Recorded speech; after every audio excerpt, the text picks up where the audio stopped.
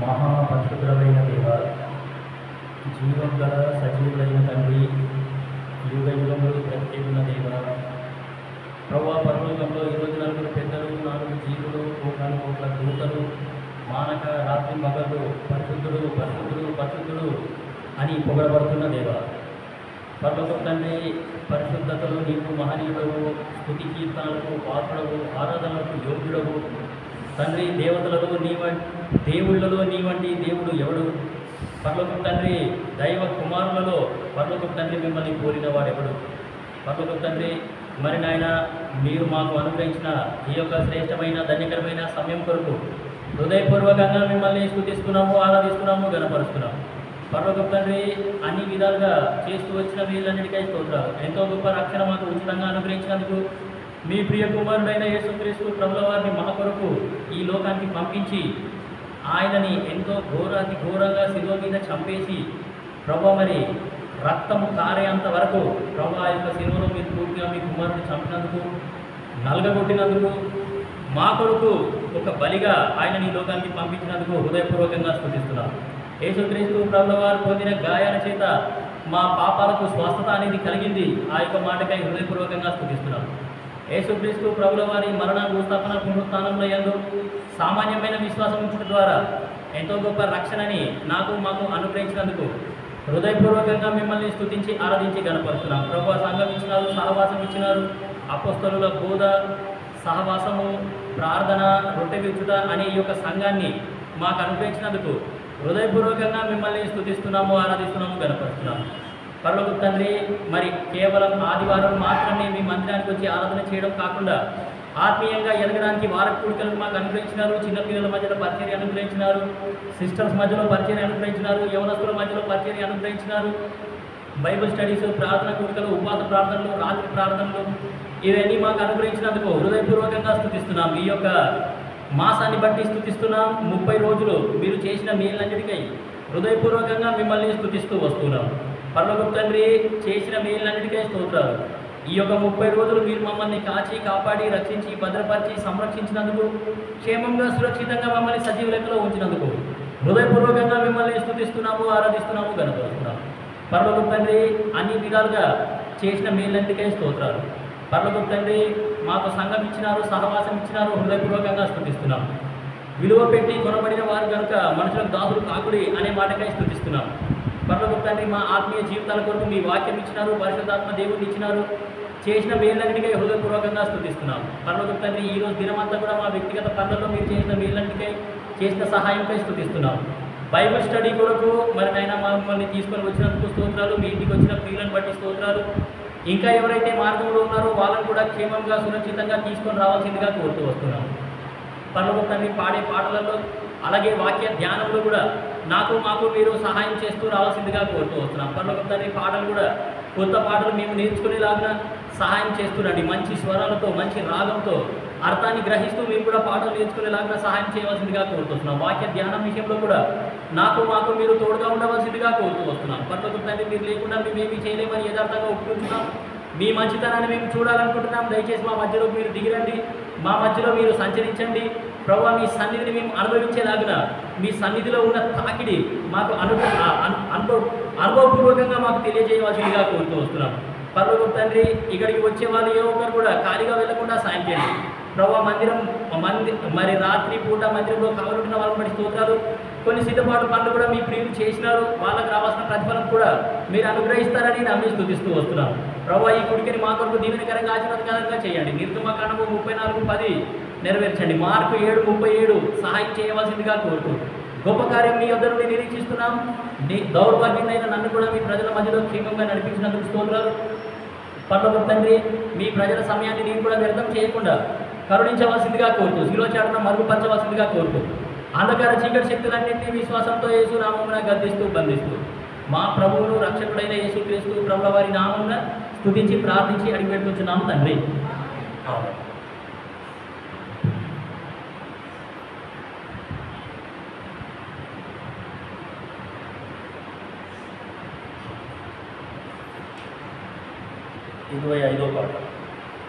పాట సంఖ్య 25.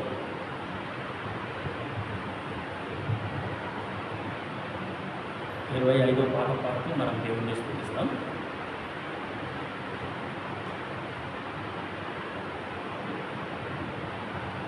దేవుడే మనకాశ్రయమును దుర్గమునయ్యున్నాడు. ఆపదలో దేవుడే మనకాశ్రయమును దుర్గమునయ్యున్నాడు. కావున భూమి మార్పు నొందినను, కొండలు మునిగినను. కావున భూమి మార్పు నొందినను, కొండలు మునిగినను. ఆపదలో దేవుడే మనకాశ్రయమును దుర్గమునయ్యున్నాడు. సముద్ర జలములు ఘోషించుచు నురుగు కట్టినను. సముద్ర జలములు ఘోషించుచు నురుగు కట్టినను. ఆ పొంగుకు పర్వతములు కదలినాను, మనము భయపడము. ఆ పొంగుకు పర్వతములు కదలినాను, మనము భయపడము. ఆపదలో దేవుడే మనకాశ్రయమును దుర్గమునయ్యున్నాడు. ఒక నది కలదు, దాని కాలువలు దేవుని పట్టణములు. సర్వోన్నతుని ఒక నది కలదు, దాని కాలువలు దేవుని పట్టణములు. సర్వోన్నతుని మందిర పరిశుద్ధ స్థలములు సంతోషపరచుచున్నవి. సర్వోన్నతుని మందిర పరిశుద్ధ స్థలములు సంతోషపరచుచున్నవి. ఆపదలో దేవుడే మనకాశ్రయమును దుర్గమునయ్యున్నాడు. ఆపదలో దేవుడే మనకాశ్రయమును దుర్గమునయ్యున్నాడు. దేవుడ పట్టణములో నున్నాడు, దానికి చలనము లేదు. దేవుడ పట్టణములో నున్నాడు, దానికి చలనము లేదు. అరుణో దయమునా దానికి సహాయము చేయుచున్నాడు. అరుణో దయమునా దానికి సహాయము చేయుచున్నాడు. ఆపదలో దేవుడే మనకాశ్రయమును దుర్గమునయ్యున్నాడు. ఆపదలో దేవుడే మనకాశ్రయమును దుర్గమునయ్యున్నాడు. జనములు ఘోషించుచున్నవి, రాజ్యములు కదలుచున్నవి. జనములు ఘోషించుచున్నవి, రాజ్యములు కదలుచున్నవి. ఆయన కంఠధ్వని వినిపించగ భూమి కరిగిపోచున్నది. ఆయన కంఠధ్వని వినిపించగ భూమి కరిగిపోచున్నది. ఆపదలో దేవుడే మనకాశ్రయమును దుర్గమునయ్యున్నాడు. ఆపదలో దేవుడే మనకాశ్రయమును దుర్గమునయ్యున్నాడు. సైన్యములధిపతి యెహోవా మనకు తోడయ్యున్నాడు.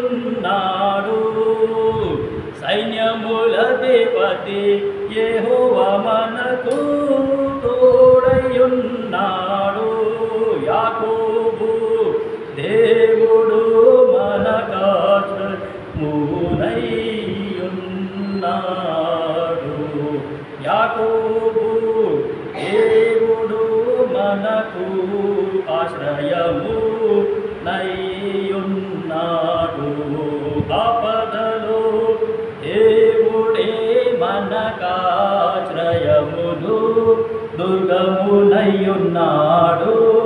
ఆపదలో దేవుడే మనకాశ్రయమును దుర్గమునైయున్నాడు. యెహోవా చేసిన కార్యములను వచ్చి చూడండి. యెహోవా చేసిన కార్యములను వచ్చి చూడండి. అగ్నిలో యోధరథములను కాల్చి వేయువాడాయనే. అగ్నిలో యోధరథములను కాల్చి వేయువాడాయనే. ఆపదలో దేవుడే మనకాశ్రయమును దుర్గమునైయున్నాడు. ఆపదలో దేవుడే మనకాశ్రయమును దుర్గమునైయున్నాడు. ఊరకుండుడి నేనే దేవుడనని తెలిసికోనుడి. ఊరకుండుడి నేనే దేవుడనని తెలిసికోనుడి. అగుదును అన్యజనులలో నేను మహోన్నతుండను. అగుదును అన్యజనులలో నేను మహోన్నతుండను. ఆపదలో దేవుడే మనకాశ్రయమును దుర్గమునైయున్నాడు. ఆపదలో దేవుడే మనకాశ్రయమును దుర్గమునైయున్నాడు. కావున భూమి మార్పు నొందినను, కొండలు మునిగినను. కావున భూమి మార్పు నొందినను, కొండలు మునిగినను. ఆపదలో దేవుడే మనకాశ్రయమును దుర్గమునైయున్నాడు. 441 పాట 441. కొత్త దాంట్లో 441, పాతదైతే 438. సియోనుపురమా సర్వోన్నతుని శృంగారపురమా సియోనుపురమా అనే పాట పాడుతూ మనం దేవుడిని స్తుతిస్తాం. 441, 438 పాత పుస్తకం. సియోనుపురమా సర్వోన్నతుని శృంగారపురమా సియోనుపురమా శాశ్వతముగ దైవా సంకల్పం వైతివి. శాశ్వతముగ దైవా సంకల్పం వైతివి. స్వర్ణాలంకారా సియోను సతతము నీదే అనుభవ భాగ్యము సియోనుపురమా. శాలేము రాజు సంతోషముగా సంధించెను నిన్ను. శాలేము రాజు అర్పించెను నీలో అబ్రహాం కుమారుని. అర్పించెను నీలో అబ్రహాం కుమారుని.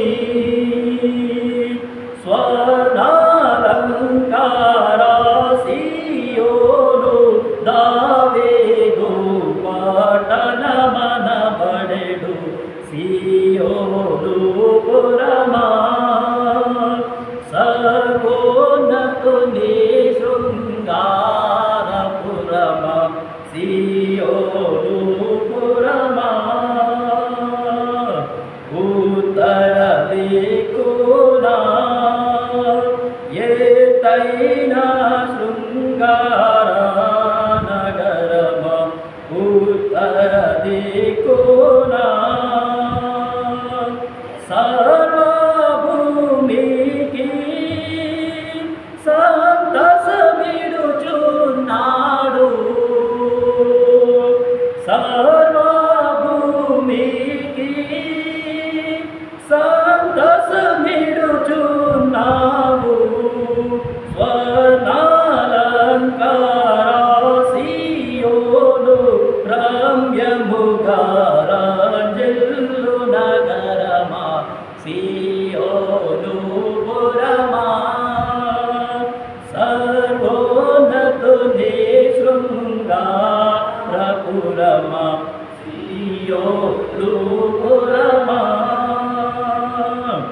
నీ నగరులయందు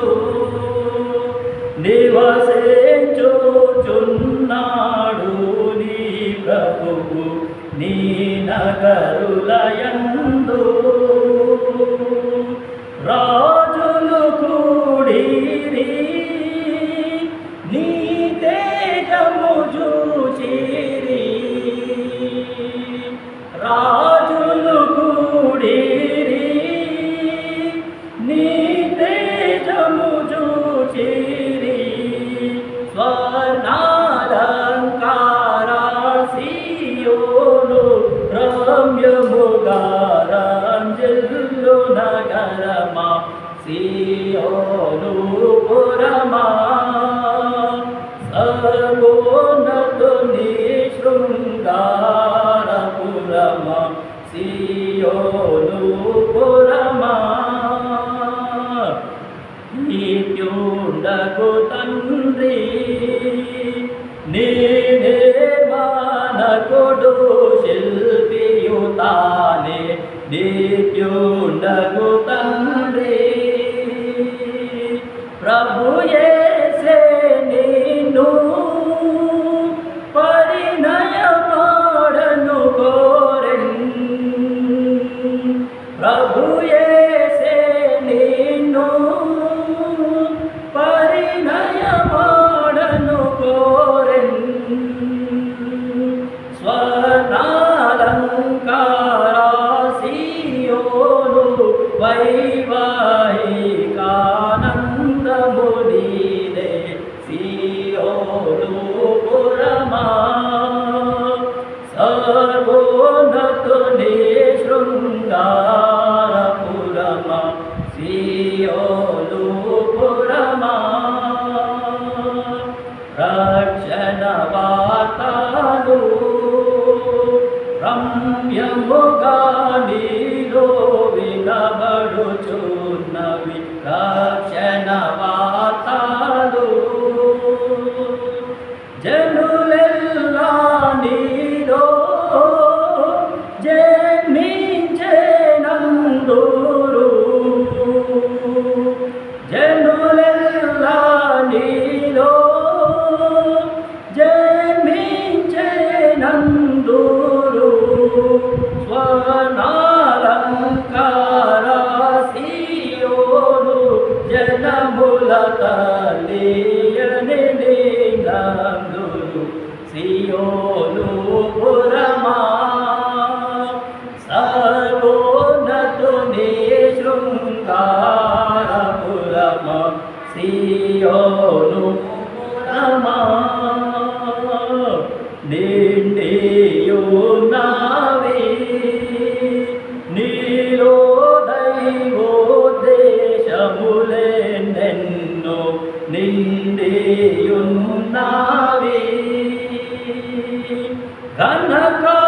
ఘనకార్యములెన్నో గొప్పగా జరిగేను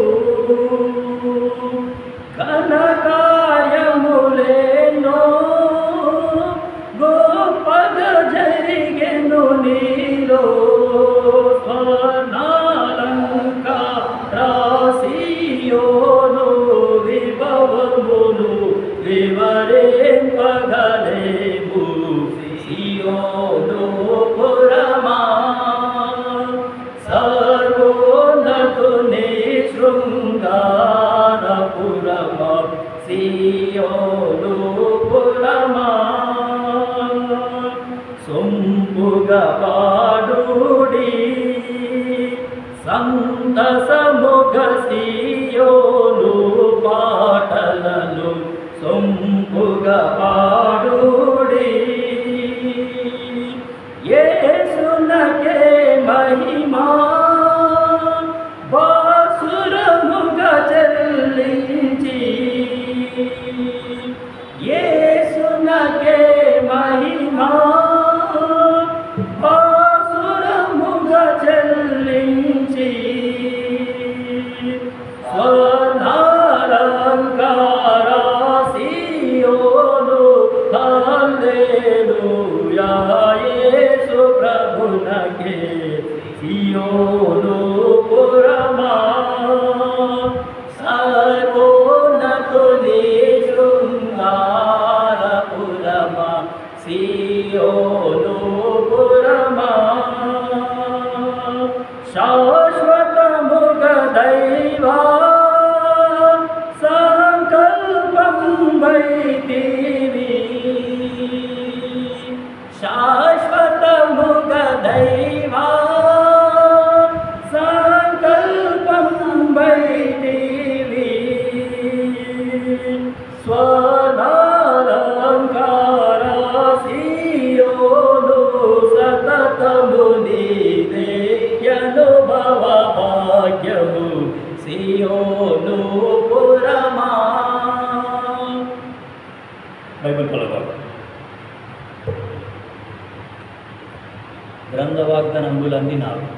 తెలుగు ఇంగ్లీష్.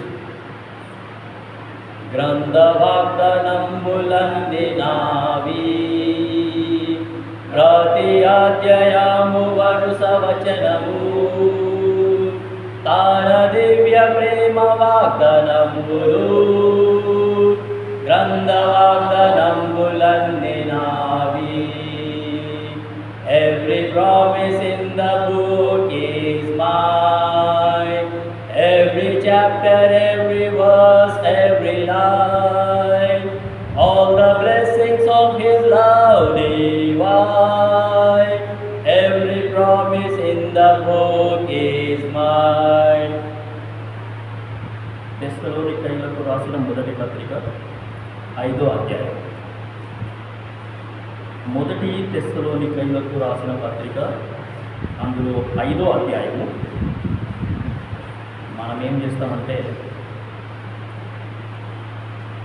23, 24 వచనాలు అందరం కలిసి గట్టిగా బిగ్గరగా ప్రార్థనాపూర్వకంగా అర్థాన్ని గ్రహిస్తూ చదువుతాం. మొదటి తెస్సలోనికైలకు రాసిన పత్రిక 5వ అధ్యాయము 23, 24 వచనాలు అందరం కలిసి గట్టిగా బిగ్గరగా ప్రార్థనాపూర్వకంగా అర్థాన్ని గ్రహిస్తూ చదువుతాం. సమాధానకర్తయగు దేవుడే మిమ్మును సంపూర్ణముగా పరిశుద్ధపరచుగాక. మీ ఆత్మయు జీవములు శరీరమును మన ప్రభు అయిన యేసుక్రీస్తు రాకడయందు నిందారహితముగాను సంపూర్ణముగాను ఉండునట్లు కాపాడబడునుగాక. మిమ్మును పిలుచువాడు నమ్మకమైన వాడు గనుక అలాగు చేయును. చదువుతున్న వాక్యం దేవుడు మనకు తెలుసుగాక. ఈ యొక్క వచనాన్ని ఆధారం చేసుకొని, అంటే నేను కంటిన్యూస్గా బైబిల్ స్టడీకి రాకపోయినా ఖచ్చితంగా వారం మార్చి వారం అయితే వస్తుంది. సో కాబట్టి ఈ యొక్క వచనాన్ని ఆధారం చేసుకొని మనం ఏం చేసినామంటే, ఈ మొదటి తెస్సలోనికైలకు రాసిన పత్రిక ఎవరు రాసినారు, ఎందుకు రాసినారు, ఎవరిని ఉద్దేశిస్తూ రాసినారు, అసలు ఆయన మెయిన్ పాయింట్ ఏంటి అనే సంగతి చూడడానికి మనం ట్రై చేసినాం. ఆ ప్రయత్నంలో మనం ఏం చేసినామంటే దీనికి సంబంధించిన ఇంట్రొడక్షన్, అసలు ఈ తెస్సలోనిక అనే ఈ పట్టణానికి సువార్త అనేది ఎట్లా వచ్చింది అనే సంగతి చూసినాం. అక్కడ సంఘం అనేది ఎట్లా స్థాపింపబడ్డది అనే సంగతి మనము చూసినాం. సో చూసిన తర్వాత మనం ఏం చేసినామంటే ఈ యొక్క ఇంట్రొడక్షన్ ఉత్పోద్ఘాతము దగ్గరికి వచ్చేసరికి మొదటి అధ్యాయంలో ఏముంది అనే సంగతి మనం గమనిస్తే, న్యూ కన్వర్ట్స్, క్రొత్తగా రక్షణ పొందిన విశ్వాసులు అంటే ఎవరు అనే సంగతి ఈ యొక్క మొదటి తెస్సలోనికైలకు రాసిన పత్రిక 5వ అధ్యాయంలో ఈ మొదటి అధ్యాయంలో ఉన్నది. ఫస్ట్ చాప్టర్లో ఏముంది అని అంటే, న్యూ కన్వర్ట్స్, కొత్తగా రక్షణ పొందిన వాళ్ళు, లేకపోతే యేసుప్రభు నమ్ముకున్న తర్వాత నాకు ఏమేమి లక్షణాలు ఉండాలి, నేను ఎట్లుండాలి అనే సంగతి ఈ మొదటి అధ్యాయంలో ఉన్నది.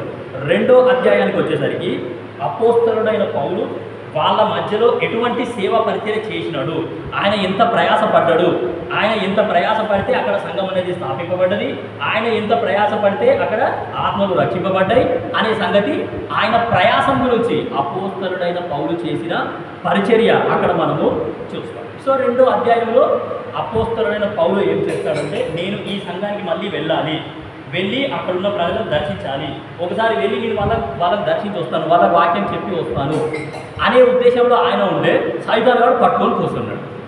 సైతాన్ పోనివ్వట్లేదు, నువ్వు ఎట్టి పరిస్థితుల్లో ఆ తెస్సలోనికలో స్థాపింపబడ్డ సంఘానికి పోవడానికి వీలే లేదు అని సైతాన్ ఆటంకం చేసినాడు. సో సైతాన్ ఆటంకం చేసినాడు కాబట్టి ఆ అపోస్తలుడైన పౌలు ఏం చేసినాడంటే, మరి ఆ చర్చిలో సేవకుడు లేకపోతే ఇబ్బంది అయిపోతుంది కదా అని తిమోతిని వాళ్ళ మధ్యలోకి పంపిస్తాడు. సో 3వ అధ్యాయంలో అదే ఉంటుంది. తిమోతి వాళ్ళ మధ్యలో ఉండి వాళ్ళ మధ్యలో పరిస్థితి ఎట్లా ఉన్నది, వాళ్ళ మధ్యలో సేవ చేసినాడు. సో ఈ తిమోతి ద్వారానే అపోస్తలుడైన పౌలుకి తెలుస్తుంది అనమాట, సంఘంలో పరిస్థితి ఎట్లా ఉన్నది, సంఘంలో విశ్వాసులు ఎట్లా ఉన్నారు, వాళ్ళు ఆత్మీయమైన విశ్వాసులేనా లేకపోతే శారీర సంబంధమైన విశ్వాసులా అనే సంగతి అక్కడ అపోస్తలుడైన పౌలుకి తెలుస్తుంది అన్నమాట. దాని తర్వాత 4వ అధ్యాయంలో ఏముందంటే, how to live A Holi life in Christ.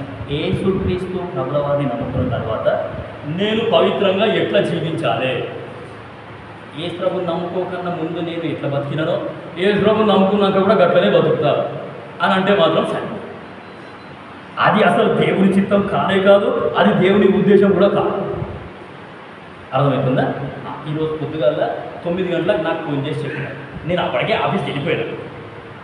ఇప్పుడు ఆఫీస్ నుంచి వచ్చినా నేను నేరుగా ఆఫీస్ నుంచి ఇక్కడికి వచ్చినాను. 9 గంటలకు ఫోన్ చేసి చెప్తే సరే నేను మా ఆఫీస్లో పర్మిషన్ తీసుకొని ఒక 1 అవర్ అర్లీ బయలుదేరి వస్తుందని చెప్పిన. 4 గంటలకు బయలుదేరితే 6:30 కల్లా ఇక్కడికి వచ్చినాను. అర్థమవుతుందా? సో కాబట్టి యేసుక్రీస్తు ప్రభుల వారి కోసం ఎవరి దగ్గరికైనా వెళ్తాము, ఏదైనా సరే బతిమలాడతాము, రిక్వెస్ట్ చేస్తాము, సార్ నాకు అర్జెంట్ పని ఉంది నేను వెళ్ళేది ఉంది అని అడిగి వచ్చినాను. వచ్చేటప్పుడు అద్భుతం జరిగింది. నేను ఒక క్యాబ్ మాట్లాడుకొని వచ్చాను. ఆ క్యాబ్ డ్రైవరు శంషాబాద్ నుండి లింగంపల్లి దాకా వచ్చినాడు. లింగంపల్లి దాకా నా దగ్గర ₹1 కూడా తీసుకున్నాడు. నేను చేసిన పని ఏంటంటే నా మెడలో ఐడి కార్డు వేసుకోవాలి. జిఎంఆర్ ఎంప్లాయీస్ దగ్గర నేను ఛార్జ్ చెయ్యను సార్ అని చెప్పాడు ఆయన. ₹1 కూడా తీసుకోలేడు ఆయన నా దగ్గర. ఆ క్యాబ్ డ్రైవర్ ఎప్పటి నుంచో వచ్చినాడు. జిఎంఆర్ ఎంప్లాయీస్ దగ్గర నేను ఛార్జ్ చెయ్యను సార్, నేను ఛార్జ్ తీసుకోను అన్నాడు. నేను దేవుడికి స్తోత్రం అని చెప్పిన మనసులో. అక్కడి నుంచి ఇక్కడ వరకు వచ్చేసరికి ఈ టైంలో. సో నేను కరెక్ట్ టైంకి వచ్చాను. దేవుని పరిచర్య, దేవుని ఇంటికి వెళ్ళాలి అని అంటే ఎక్కడైనా సరే నన్ను పొరపాటున ఎక్కడైనా పరిచర్యకు వేసినా నేను గంట ముందు పోయి ఉంటాను, ముందే పోయి ఉంటాను. ఎవరు వచ్చినా రాకున్నా నాకు సంబంధమే లేదు. నేను మాత్రం కరెక్ట్ టైంకి పోయాడు. అది నాకు నేర్పించాడు. కాబట్టి how to live A Holi life, పవిత్రంగా మనం ఎట్లా జీవించాలి అనే సంగతి ఈ యొక్క 4వ అధ్యాయంలో మనము చూస్తాం. సో నా ఆఫీస్లో నాకు పర్వాలేదు, కొంచెం సాక్ష్యం మంచిగానే ఉంది కాబట్టి నేను ఎప్పుడు లీవ్ అడిగితే అప్పుడు నాకు లీవ్ ఇస్తారు. ఎప్పుడు నేను వెళ్ళిపోతానంటే అప్పుడు సరే నువ్వు వెళ్ళిపో అని అంటారు. సో కాబట్టి నా అధికారులకి నా మీద నమ్మకం, నాకు కూడా నా అధికారుల మీద నమ్మకం. మా సోనమ్మనేమో రేపు నువ్వు వర్క్ ఫ్రమ్ హోమ్ తీసుకోవాలన్నాడు. రేపు నేను వర్క్ ఫ్రమ్ హోమ్ కూడా తీసుకోను, దానికి కూడా పర్మిషన్ ఇచ్చాను. కాబట్టి ఏమి అంటే how to live A Holi life అనే సంగతి మనం ధ్యానించడం అనుకోండి చాలా అద్భుతంగా. సో 5వ అధ్యాయానికి వచ్చేసరికి ఏముంటుంది అక్కడ అంటే, ప్రిపరేషన్ ఫర్ క్రైస్ట్స్ కమింగ్. యేసుక్రీస్తు ప్రభుల వారి 2వ రాకడ కొరకైన సిద్ధపాటు. యేసు ప్రభు రాకడ కొరకు నేను ఎట్లా సిద్ధపడాలి అనే సంగతి ఆ 5వ అధ్యాయంలో మనము చూస్తాం. యేసుక్రీస్తు ప్రభుల వారు పవిత్రుడు కాబట్టి ఈ లోకంలో నేను కూడా పవిత్రుడుగానే ఉండాలి. నా తలంపులు కానీ, నా ఆలోచనలు కానీ, నా హృదయంలో నుంచి వచ్చే ఆలోచనలు కానీ, నా అంతరంగమైనా సరే, బయట అయినా సరే, నోరైనా సరే, నాలుకైనా సరే, అన్నీ పవిత్రంగానే చూసుకోవాలి. కొంచెం కూడా అపవిత్రత అనేది లోపలికి రానియొద్దు. గుర్తుపెట్టుకోండి. మనం అట్లా ఇంట్లో నుంచి అడుగు బయటికి పెట్టినామంటే కదా నా మైండే పాడైపోతుంది. చూడకూడదు అన్నీ చూస్తూనే ఉంటాం, తలంచకూడదు అన్నీ తలుస్తూనే ఉంటాం. ఫస్ట్ మనం మైండే పాడైపోతుంది. ఇంకా అన్యుల మధ్యలోకి పనిచేయడానికి వెళ్ళినామంటే వాళ్ళు మాట్లాడే మాటలు, వాళ్ళ మాటలలో మనం కూడా మాటలు కలిపేస్తాం. వాళ్ళ మాటలు, వాళ్ళు మాట్లాడే విధానాన్నే నేను కూడా నేర్చుకుంటాను. నేను కూడా గట్లనే మాట్లాడడం స్టార్ట్ చేస్తాను. Very very danger. యేసుక్రీస్తు ప్రభువుని నమ్ముకున్న తర్వాత ఈ యొక్క నేను పవిత్రంగా జీవించడం అనేది దేవుడు కోరుకుంటున్నాడు. సో మనం అట్లనే జీవించడానికి ట్రై చేయాలి. కానీ నా మనసు కానీ, నా హృదయం కానీ, నా తలంపులు కానీ, నా ఆలోచనలు కానీ, నా యొక్క ఊహలు కానీ, వీటన్నిటిలో ఎక్కడ కూడా అపవిత్రత అనేది నేను రానివ్వను. చాలా చాలా కాన్షియస్గా ఉండాలి. అట్లా ఉంటేనే ఏమి అంటే మనం ఈ లోకంలో స్ట్రాంగ్గా, బలంగా, స్థిరంగా అన్యుల మధ్యలో ఉంటాం. కాబట్టి యేసుక్రీస్తు ప్రభువు వారి యొక్క రాకడ కొరకైన సిద్ధపడాలి. ఈ 5 అధ్యాయాల యొక్క ఇది ఇంట్రొడక్షన్ తర్వాత ఏం చేసినాము అంటే మొదటి అధ్యాయాన్ని స్టార్ట్ చేసినాము. మొదటి అధ్యాయంలో 2 వచనాలు చదివినాము, 2 వచనాలు చూసినాము. ఈరోజు 3వ వచనం చదువుతాం. సో ఈ మొదటి అధ్యాయంలో వచ్చేసరికి న్యూ కన్వర్ట్స్ అంటే కొత్తగా యేసుక్రీస్తు ప్రభువు వారిని నమ్ముకున్న తర్వాత ఒక విశ్వాసికి ఏముండాలి అంటే 14 రకాల లక్షణాలు ఉండాలి. ఆ మొదటి అధ్యాయంలోనే యేసు ప్రభువుని నమ్ముకున్న ఒక వ్యక్తికి 14 రకాల లక్షణాలు ఉండాలి అనే సంగతి మనం చూసినాం. మొదటి అధ్యాయము మొదటి వచనం, తండ్రి అయిన దేవుని యందును ప్రభు అయిన యేసుక్రీస్తు నందున్న దెస్సలోనికైన సంఘమునకు పౌలును, సిల్వాను, తిమోతియును శుభమని చెప్పి వ్రాయినది కృపయు సమాధానమును మీకు కలుగును గాక. క్రీస్తు నందు ఉన్న సంఘము, క్రీస్తు నందు ఉన్న కుటుంబము, క్రీస్తు నందు ఉన్న విశ్వాసి అనే సంగతి ఫస్ట్ వచనంలో మనం చూస్తాం. సెకండ్ వచనానికి వచ్చేసరికి ఈ సెకండ్ వచనం నుండి ఏమి అంటే ఈ యొక్క qualities, 14 qualities of a Christian, లేకపోతే 14 క్వాలిటీస్ ఆఫ్ ఎ బిలీవర్. యేసుక్రీస్తు ప్రభువు వారిని నమ్ముకున్న ఒక వ్యక్తికి 14 రకాల ఈ యొక్క లక్షణములు ఖచ్చితంగా కలిగి ఉండాలి అనే సంగతి మనం చూస్తాం. అందులో మనం ఫస్ట్ చూసింది ఏంటంటే విశ్వాసము, దాని తర్వాత ప్రేమ, దాని తర్వాత ప్రయాసము. 3 విషయాలు చూస్తాం మనం. విశ్వాసము, ప్రేమ, ప్రయాసము, ఈ 3 విషయాలు మనం ఇంతకుముందు. సో దాని తర్వాత ఇప్పుడు 3వ వచనం నేను చదువుతున్నాను. 2, 3 కలిసి ఉన్నాయి. నేను మరొకసారి చదువుతున్నాను, గమనించండి. మొదటి తెస్సలోనికైలకు రాసిన పత్రిక 1వ అధ్యాయము 2, 3 వచనాలు. విశ్వాసంతో కూడిన మీ పనిని, ప్రేమతో కూడిన మీ ప్రయాసమును, మన ప్రభువైన యేసుక్రీస్తు నందలి నిరీక్షణతో కూడిన మీ ఓర్పును మేము మన తండ్రి అయిన దేవుని ఎదుట మానక జ్ఞాపకము చేసుకొనుచు మా ప్రార్థనల యందు మీ విషయమై విజ్ఞాపనము చేయుచు మీ అందరి నిమిత్తము ఎల్లప్పుడూ దేవునికి కృతజ్ఞతాస్తుతులు చెల్లించుచున్నాము. ఈ వచనంలో కూడా, ఈ 3వ వచనంలో కూడా మళ్ళీ 3 విషయాలు ఉన్నాయి. ఒకటి ఓర్పు, చాలా ప్రాముఖ్యం. పేషెన్స్, సహనము అని కూడా చెప్పారు. ఓర్పు, ఈ ఓర్పే చాలా మందికి ఉండనే ఉంటుంది. అర్థమవుతుందా? నేను చదువుకున్న తర్వాత నాకు ఉద్యోగం రావాలి అంటే నాకు ఓర్పు ఉండాలి. తర్వాత నాకు ఉద్యోగం వచ్చిన తర్వాత నాకు పెళ్లి కావాలి అని అంటే చాలా ఎక్కువ ఓపిక ఉండాలి. పెళ్లి విషయంలో చాలా జాగ్రత్తగా ఉండాలి. కొంచెం లేట్ అయినా పర్వాలేదు, కానీ దేవుడి వాక్యానుసారంగా దేవుడి చిత్తం కనుక్కునే అంతవరకు మనము ఓపిక కలిగి ఉండాలి. అందుకే లోకంలో ఏమంటారంటే marrying late is better than marrying wrong అని అంటారు. ఏం sir? Marrying late is better than marrying wrong. తప్పు వ్యక్తిని పెళ్లి చేసుకున్న కంటే ఆలస్యంగా పెళ్లి చేసుకున్న నయం. ఓర్పు అనేది చాలా అవసరం. ఉదాహరణకి అబ్రహాం ఉన్నాడు, దేవుడు ఆయనకు వాగ్దానం చేసినాడు, నీకు ఖచ్చితంగా కుమారుని ఇస్తా. ఆ వాగ్దానం చేసినప్పుడు ఆయనకు 75 సంవత్సరాలు. ఎన్ని సంవత్సరాలు? 75 సంవత్సరాలు. ఆయన కుమారుడు ఎప్పుడు పుట్టిండు? అమ్మ, ఎంత ఓపికనో కదా! 25 ఇయర్స్ వెయిట్ చేసినాడు ఆయన కుమారుడి కోసం. ఎంత ఓపిక ఉంది అబ్రహాంకి. సో ఓర్పు అనేది చాలా అవసరం. యేసుక్రీస్తు ప్రభువుని నమ్ముకున్న ఒక విశ్వాసికి ఓపిక, ఓర్పు, సహనము అనేది లేకపోతే ఎవరి మీద పడితే వాళ్ళ మీద ఎగురుతూనే ఉంటాం. మనం కోపం వచ్చేస్తుంది వెంటనే అట్లా. So I should control my emotions. నా ఎమోషన్స్ని నేను కంట్రోల్ చేసుకోవాలి. సెల్ఫ్ కంట్రోల్ అని అంటారు కదా. సో ఆత్మ ఫలములలో సెల్ఫ్ కంట్రోల్ అనేది ఒక ఇది ఆత్మ ఫలము అనే దాంట్లో ఒక స్లైస్ అనమాట. Self control. I should control my self. నన్ను నేను కంట్రోల్ చేసుకోవాలి. యేసుక్రీస్తు ప్రభుల వారిని మేకులతో కొడుతున్నా ఆయన కోపం రాలేదు. యేసుక్రీస్తు ప్రభుల వారిని కొరడాలతో కొడుతున్నా ఆయన కోపం రాలేదు. ఆయన తలపైన ముళ్ళ కిరీటం పెట్టినా ఆయన కోపం రాలేదు. ఓపికగా సహించినాడు అన్ని. అసలు నిజంగా అంత ఓపిక, అంత ఓర్పు యేసుక్రీస్తు ప్రభుల వారికి ఎక్కడి నుంచి వచ్చిందో నాకు కూడా అర్థమవుతలేదు. అసలు నన్ను ఎవరైనా ఒక్క మాట అంటే కూడా నేను సహించను. వెంటనే లోపల నుంచి కోపము, రోషము, పౌరుషము అన్నీ వచ్చేసి ఏమో అనేస్తాయి. చాలా ఓపికగా, చాలా పేషెన్స్తోని మనము ఉండాలి. మీకు అర్థం అవ్వాలంటే శంషాబాద్ ఎయిర్పోర్ట్ ఉంది కదా, శంషాబాద్ ఎయిర్పోర్ట్లో నేను పనిచేస్తున్నాను. డైలీ 900 ట్రాన్సాక్షన్స్ జరుగుతాయి ఆ ఎయిర్పోర్ట్లో. డైలీ 900 ట్రాన్సాక్షన్స్ గుర్తుపెట్టుకోండి. 900 సేవలు ప్రతిరోజు ఆ ఎయిర్పోర్ట్లో జరుగుతాయి. దాని తర్వాత ఢిల్లీ ఎయిర్పోర్ట్, ఢిల్లీ ఇందిరాగాంధీ ఎయిర్పోర్ట్ ఉంది. ఆ ఎయిర్పోర్ట్ కూడా మా జిఎంఆర్ గ్రూప్. Daily 1500 transactions. ప్రతిరోజు 1500 ట్రాన్సాక్షన్స్ ఢిల్లీ ఇంటర్నేషనల్ ఎయిర్పోర్ట్లో జరుగుతాయి. అట్లా మొత్తం జిఎంఆర్ గ్రూప్కి 7 ఎయిర్పోర్ట్లు ఇండియాలో ఉంది. బయట దేశంలో 2 ఎయిర్పోర్ట్లు ఉన్నాయి.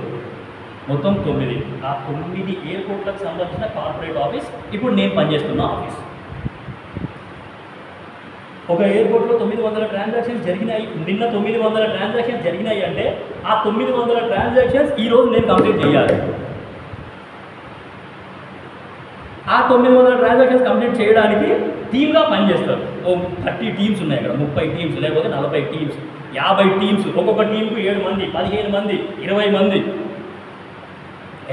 ఎంత ఓపికతోని మేము పనిచేస్తామో, ఎంత ఓర్పు, ఎంత సహనంతో మేము పనిచేస్తామో నా సహనం నాకే అర్థమవుతున్నాడు. అక్కడ పని చూసిన తర్వాత 7 ఎయిర్పోర్ట్లు, ఆ ఎయిర్పోర్ట్ల తర్వాత మళ్ళీ బయట దేశంలో 2 ఎయిర్పోర్ట్లు, అది కాకుండా ఇంకా హైవేస్, ఇన్ఫ్రాస్ట్రక్చరు, దాని తర్వాత ఇంకా చాలా ఏరియాస్ ఉన్నాయి. 200 కంటే ఎక్కువ గ్రూప్ కంపెనీస్ ఉన్నాయి. దానికి చాలా పెద్ద గ్రూప్ అది జిఎంఆర్ గ్రూప్ అని. డైలీ అసలు మేము నిజంగా నిన్న జరిగిన 900 ట్రాన్సాక్షన్స్ ఈరోజు కంప్లీట్ అయిపోతాయి. మరి అక్కడ పని భరించలేక ఆ పని ఎంత ఒత్తిడి ఉంటుంది, పై అధికారుల నుండి ఎంత ఒత్తిడి వస్తుంది, ఎన్ని మెయిల్స్ వస్తాయి, ఎన్ని ఫోన్ కాల్స్ వస్తాయి, అవన్నీ చూసి మెంటల్లీ ప్రజలు పీస్ఫుల్ మైండ్ లేదు వాళ్ళకి. నాతో పాటు పనిచేసే మిగతా కొలీగ్స్కి they are not experiencing a peaceful life, peaceful atmosphere in that office. అందరూ రిజైన్ చేసిపోతున్నారు. వాడు రిజైన్ చేస్తే మళ్ళీ వాని పని మా మీదనే పడుతున్నారు, మళ్ళీ మేమే చేయాలి.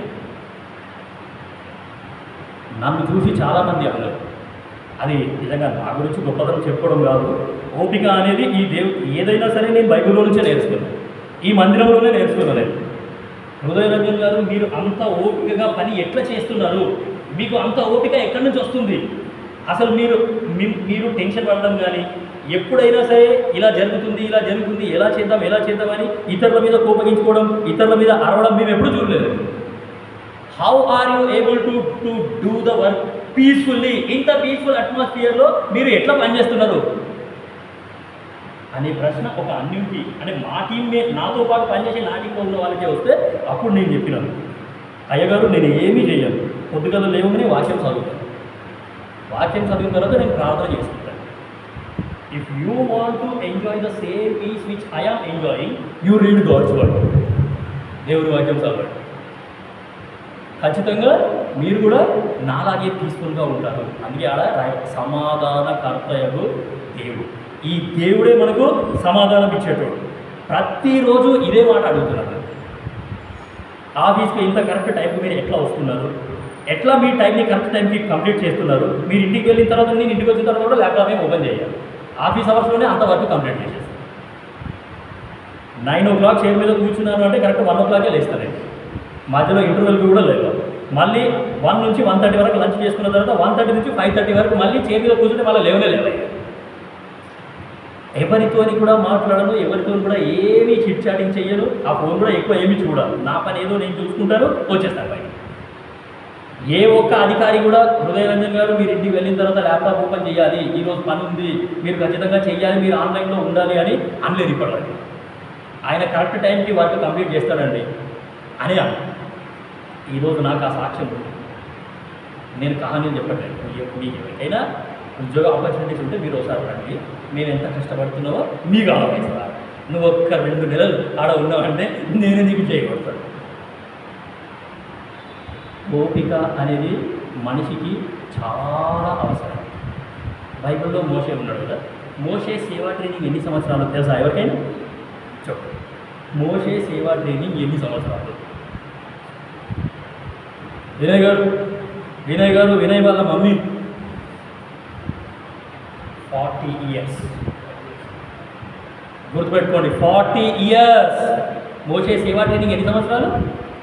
40 ఇయర్స్. ఒక సేవకుని ఇంట్లో 40 సంవత్సరాలు ఉన్నాడు ఆయన. సేవకుని కూతురు పెళ్లి చేసుకున్నాడు. సేవకుని దగ్గరనే సేవ నేర్చుకున్నాడు ఆయన. తెలుసా? మిద్యాన్ యాజకుడు ఎవరు? ఇత్రో. మిద్యాన్ యాజకుని ఇంట్లో 40 సంవత్సరాలు ఉన్నాడు. మోషే సేవా ట్రైనింగ్ 40 ఇయర్స్. 40 సంవత్సరాలు అయిన తర్వాత దేవుడు ఆయనతో ప్రత్యక్షంగా మాట్లాడాడు. 40 సంవత్సరాల దాకా దేవుని స్వరం తెలియదు ఆయన. మళ్ళీ సేవా ట్రైనింగ్లోనే ఉంది. ఎంత ఓపిక ఉందో కదా మోషేకి. యేసుక్రీస్తు ప్రభువు వారిని నమ్ముకున్న తర్వాత నాకు కూడా అంతే ఓపిక ఉండాలి.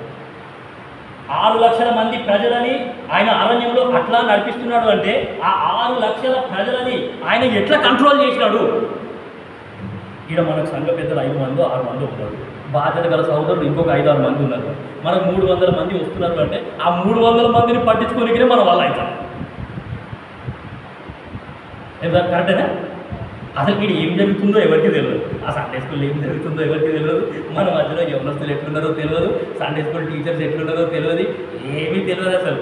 ఏదో వస్తున్నాము, వింటున్నాము, పోతున్నాము, అయినా. మరి మోషే 6 లక్షల మంది ప్రజలని హౌ హీ కంట్రోల్ చెప్పండి. ఆయనకు ఎంత ఓపిక ఉంది. అందరూ ఒక చిన్న ప్రాబ్లం వచ్చిందంటే అందరూ మోషే దగ్గరికే వస్తున్నారు. అందరూ మోషేకే కంప్లైంట్ చేస్తున్నారు. మాకు నీళ్ళు లేవు, మాకు ఈ కూర కావాలి, మాకు ఆ కూర కావాలి, నాకు అది తినబుద్ధి అవుతుంది, ఇది తినబుద్ధి అవుతుంది. ఎంత ఓపిక, ఎంత ఓర్పు, ఎంత సహనం ఉంది మోషే. అందుకే ఈ వాక్యం మీరు చదవండి, మీకు అర్థమవుతుంది. లేదు అంటే బైబిల్ స్టడీకి రండి, కనీసం బైబిల్ స్టడీకైనా రండి. ఈ వాక్యము మీకు అర్థమవుతుంది. మీరు యూట్యూబ్లో వాక్యం వింటే మీకు ఏం అర్థం కాదు. వాళ్ళు ఏం చెప్తున్నారో వాళ్ళకే తెలియదు. నేను ఎప్పుడు కూడా యూట్యూబ్లో కూడా వాక్యం వినా, కానీ వాక్యమే చదువుకుంటాను, ప్రార్థన చేస్తాను. నేను డైలీ 5.5 hours జర్నీ చేస్తాను. 5.5 గంటలు నా ప్రయాణంలోనే పోతుంది. ఆ ప్రయాణంలో మంచిగా కళ్ళు మూసుకొని ఈరోజు నేను ఏం వాక్యం చదివినాను, ఏ అధ్యాయం చదివినాను, ఏ అధ్యాయంలో ఏముంది అదే ధ్యానిస్తూ ఉంటాను. అట్లా ధ్యానిస్తూ ఉంటే పనికిమాలిన తలంపులు, పనికిమాలిన ఆలోచనలు, పనికిమాలిన సమస్యలు అవన్నీ ఏమీ గుర్తుకు రావడం తెలుసా? ఈ వాక్యానికి ఆ శక్తి ఉంది. నీ లోపల ఉన్న సమస్యలని, నీ మనసులో ఉన్న వేదనని తీసి పాడేసే శక్తి ఈ వాక్యానికి ఉంది. టైం వేస్ట్ ఎప్పుడు కూడా చేసుకోకుండా ఏమి అంటే ఈ యొక్క వాక్యాన్ని నేను ధ్యానిస్తాను. కాబట్టి that's why I could able to enjoy a peaceful life. ఎంత ప్రెషర్ ఉన్నా సరే కరెక్ట్ టైంకి నా పని మాత్రం నేను కంప్లీట్ చేస్తూనే ఉన్నాను. కాబట్టి ఓపిక, ఓర్పు, లేకపోతే సహనము అనేది మనందరికీ చాలా అవసరం. కాబట్టి నోవాకి కూడా చాలా ఓపిక ఉంది. నోవా కూడా ఎన్ని సంవత్సరాలు కట్టిండో తెలుసా మీకు? ఎన్ని సంవత్సరాలు కట్టిండమ్మా? హాజరన్నా, నోవా ఎన్ని సంవత్సరాలు కట్టిండు? కూడా 120 years. Can you imagine 120 years?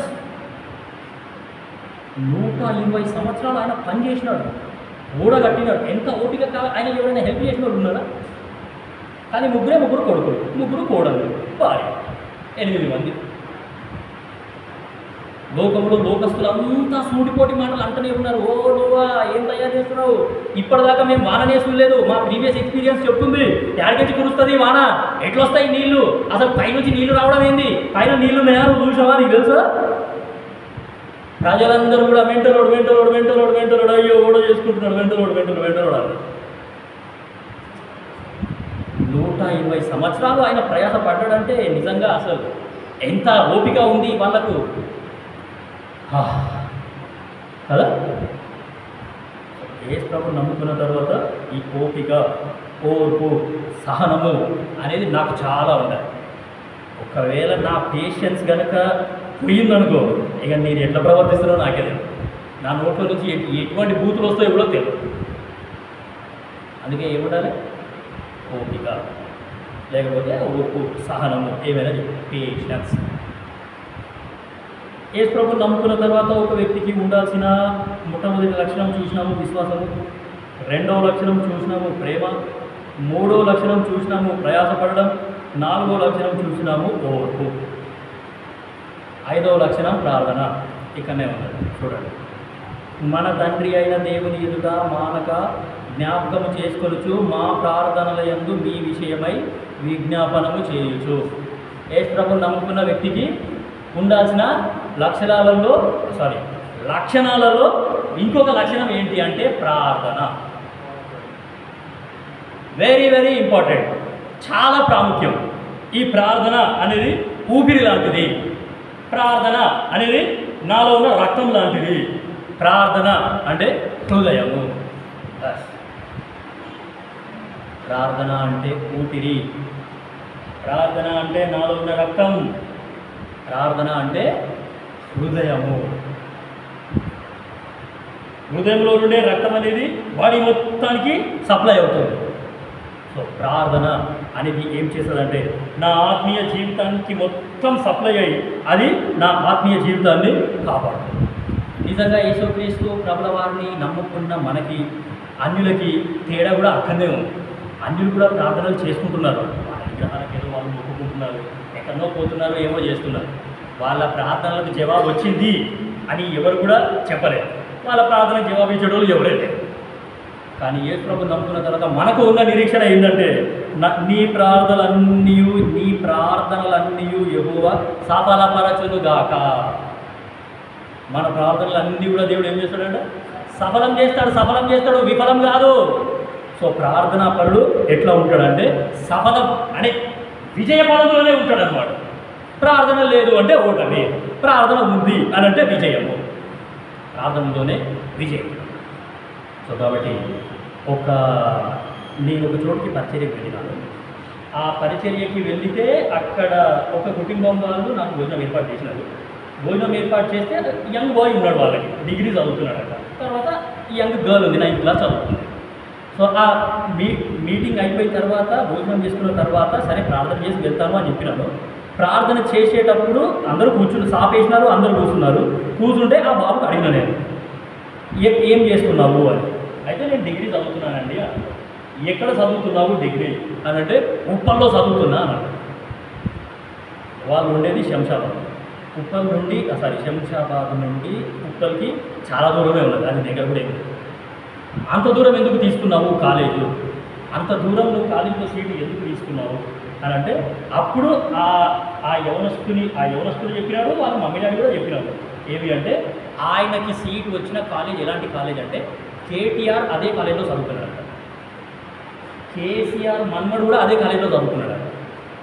దాని తర్వాత ఎవడు మన రేవంత్ రెడ్డి కూతురు కూడా అందులోనే చదువుతున్నారంట. సో పెద్ద పెద్ద సెలబ్రిటీస్ పిల్లలు అందరూ ఆ కాలేజీలోనే చదువుతున్నారు అంకుల్. సో మా బాబుకి ఆ కాలేజీలోనే సీట్ రావాలి అని మేము ప్రార్థన చేసుకున్నాం. వ్యక్తిగతంగా వాడు కూడా ప్రార్థన చేసుకున్నాడు, కుటుంబ ప్రార్థనలో మేము కూడా ప్రార్థన చేస్తున్నాం. మా బాబుకి ఆ కాలేజీలోనే సీట్ రావాలి, ఎట్టి పరిస్థితిలో మా బాబుకి ఆ కాలేజీలో సీట్ రావాలి. సంఘ ప్రార్థనలో కూడా మేము గదే ప్రార్థన చేసాం. అర్థమవుతుందా వాక్యం?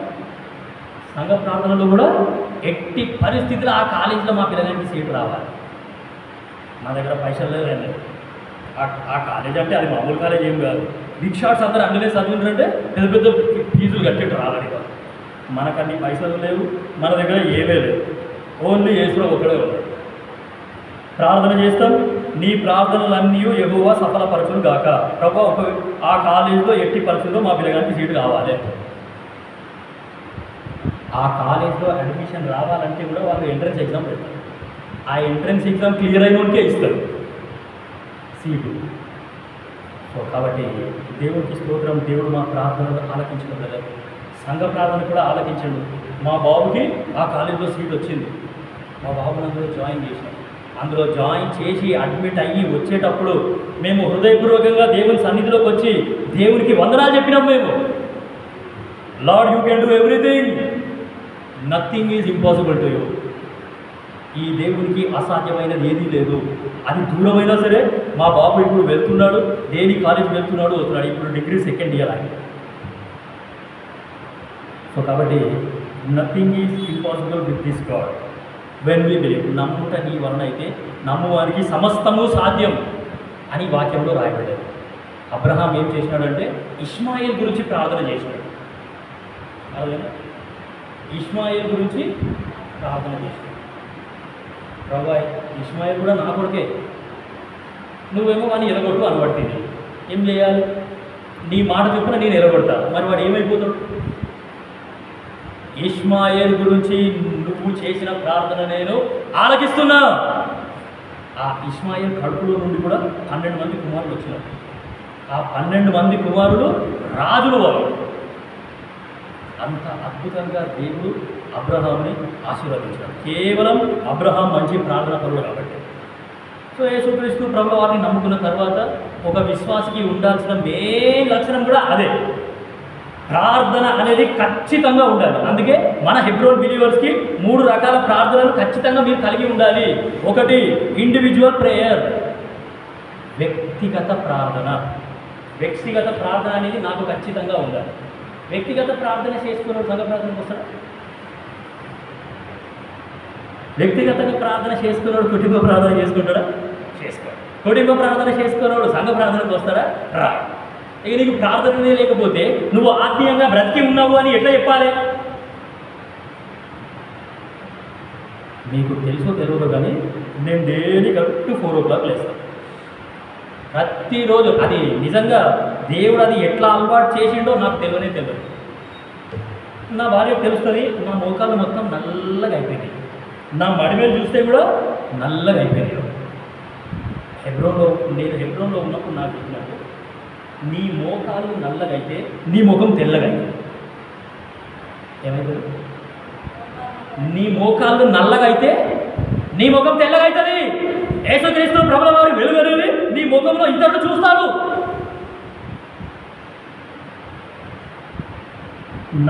అసలు కొన్ని సందర్భాలలో ఈ చర్చిలో ఇప్పుడు పరిస్థితి ఎట్లుందో మీకు తెలుసో తెలియదో నాకైతే తెలియదు. టు బీ ఫ్రాంక్, నేను యథార్థంగా చెప్తున్నాను, మీకు తెలుసో తెలియదు కానీ నేను మాత్రం మెల్లగా ఒక్కొక్క బిలీవర్ని స్టడీ చేసినాను.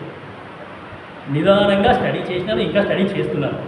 వాళ్ళ ఆత్మీయ జీవితాలు ఎట్లా ఉన్నాయో తెలుసుకున్న తర్వాత నేను అసలు మీ పేర్లన్నీ రాసుకొని నిదానంగా ఒక్కొక్కరి కొరకు నేను ప్రార్థన చేస్తూ ఉంటే అసలు వీళ్ళ ఆత్మీయ జీవితాలు ఎట్లా ఉన్నాయి, సిన్స్ 1952 అని బోర్డు పెట్టుకొని 1952 నుండి వీళ్ళు ఏం నేర్చుకుంటున్నారు మందిరంలో, అసలు మందిరానికి ఎందుకు వస్తున్నారు, మందిరానికి వచ్చి కనీసం ఒక్క ముక్కలైనా వీళ్ళు నేర్చుకుంటున్నారా నేర్చుకోవట్లేదా అని నాకే చాలా బాధేస్తుంది. అసలు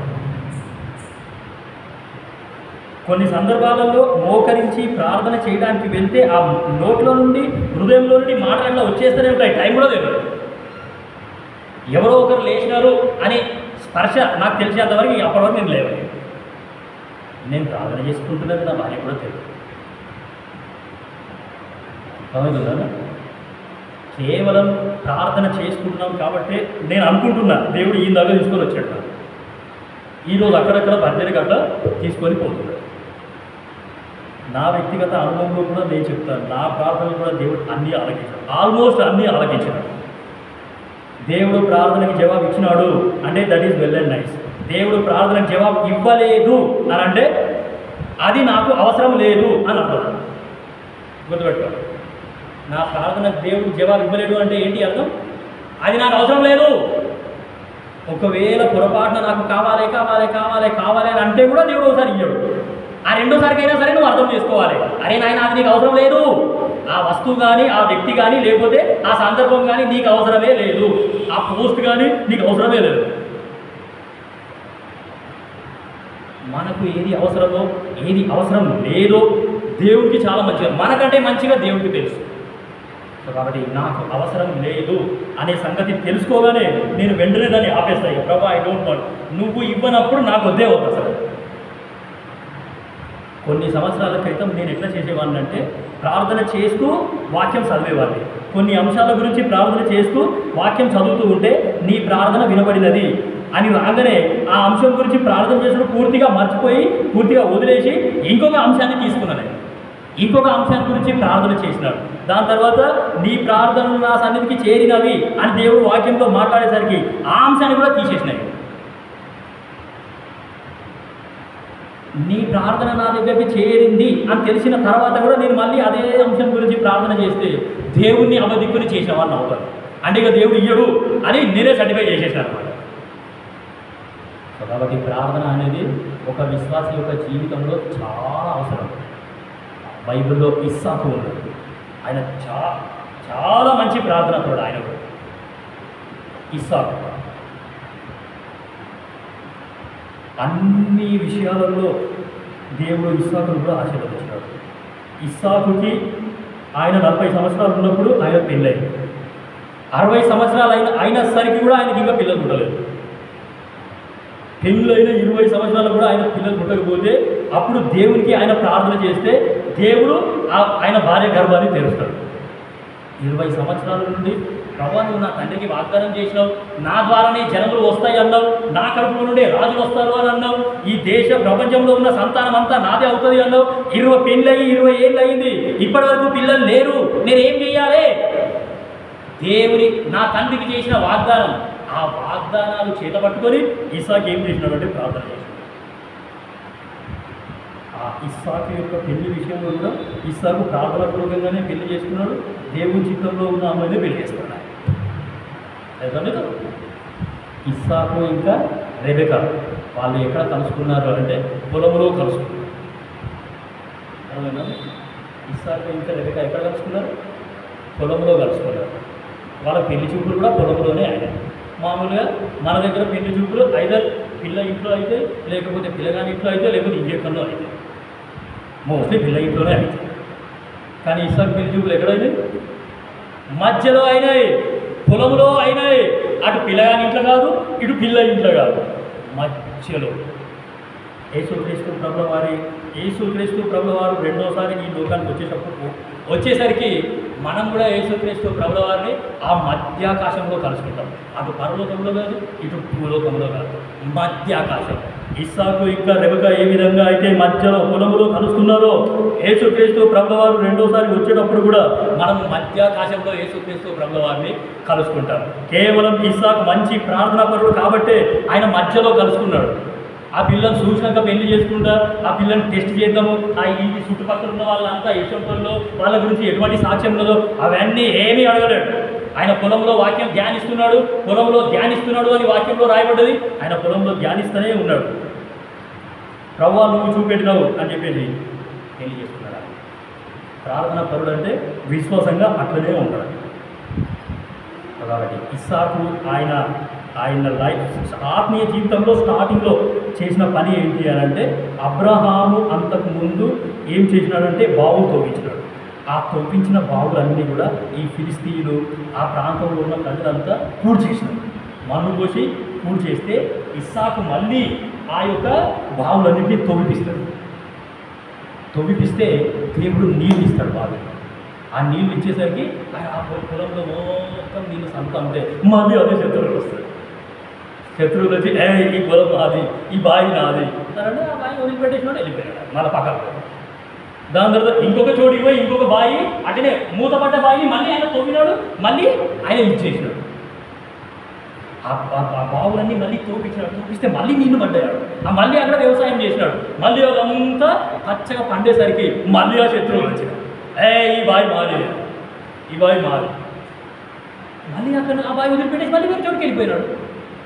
ఎందుకు కొట్లాడచ్చు కదా? బావి తవ్వడం అంటే మామూలు మాటలు. ఇస్సాకు రెక్కలు ఏమైనాయి, ఇస్సాకు డొక్కలు ఏమైనాయి, ఆయన శ్రమ ఏమైంది, ఎంతమంది కూలీలను పెట్టుకున్నాడు, ఎంతమందికి కూలీ ఇచ్చినాడు, ఆయన శ్రమ ఏమైంది? అట్లా చేసిన మీరైతే వదిలేస్తారా చెప్పండి? మీ పొలంలోకి వచ్చి ఎవడో ఆక్రమించేసుకున్నాడు, దాన్ని వదులుతారు.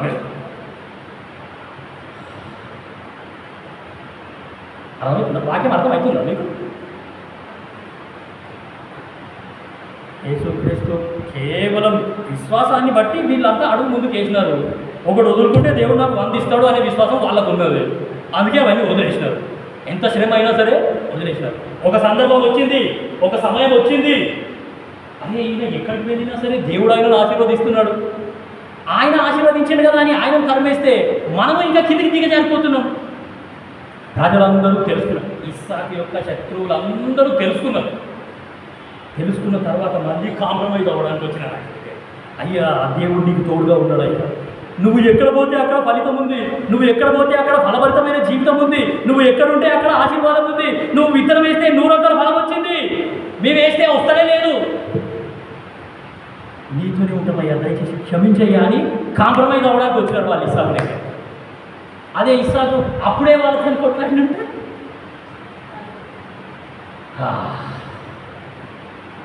ఏదో వాక్యం చెప్తున్నాను, ఏదో వాక్యం వింటున్నావు, నీ మాటకి ఏదో నువ్వు చెప్పి పోరా తప్పుదాకానంటే అయ్యబాయ్. ఈ వాక్యం ప్రాక్టికల్ లైఫ్కి వచ్చేసరికి చాలా కష్టం. ఇంత నష్టాన్ని నేను వదులుకోవాలనా? నాకు ఇంత నష్టం జరుగుతుందా? నీకు నష్టం జరుగుతుందన్న సంగతి నీకు ఒక్కరికే కాదు, నిన్ను సృష్టించిన నీ దేవునికి తెలుసు, నిన్ను రక్షించిన నీ దేవునికి తెలుసు, నిన్ను కాపాడుతున్న నీ దేవునికి తెలుసు, నీ కన్నీళ్లు చూస్తున్న నీ దేవునికి తెలుసు నీకు ఎంత నష్టం జరుగుతుందో. ఆ నష్టానికి తగ్గ ప్రతిఫలాన్ని, ఇంకా అధికమైన బహుమానాన్ని ఈ దేవుడు నీకు ఇవ్వడం కోసము కొంతకాలం అట్లా పరిస్థితి అనుమతిస్తున్నాడు. సో ఇస్సాకు మంచి ప్రార్థనాపరుడు కాబట్టి ఆయన ఏం చేసినాడంటే దేవుని చిత్తానికి అన్నీ అప్పగించుకొని ఆయన ఏం చేసినాడు, సరే శత్రువులు వచ్చినారు, ఈ భూమి మాదన్నారు, తీసుకోవడం ఆయన మీద పక్కకు పోయినాడు. వాళ్ళు మళ్ళీ ఆడిపోతే మళ్ళీ వాళ్ళే వచ్చినారు, మళ్ళీ ఆడ ఈ భూమి కూడా మాదే, ఈ బావి కూడా మాదే అంటే సరే తీసుకోండి పోండి.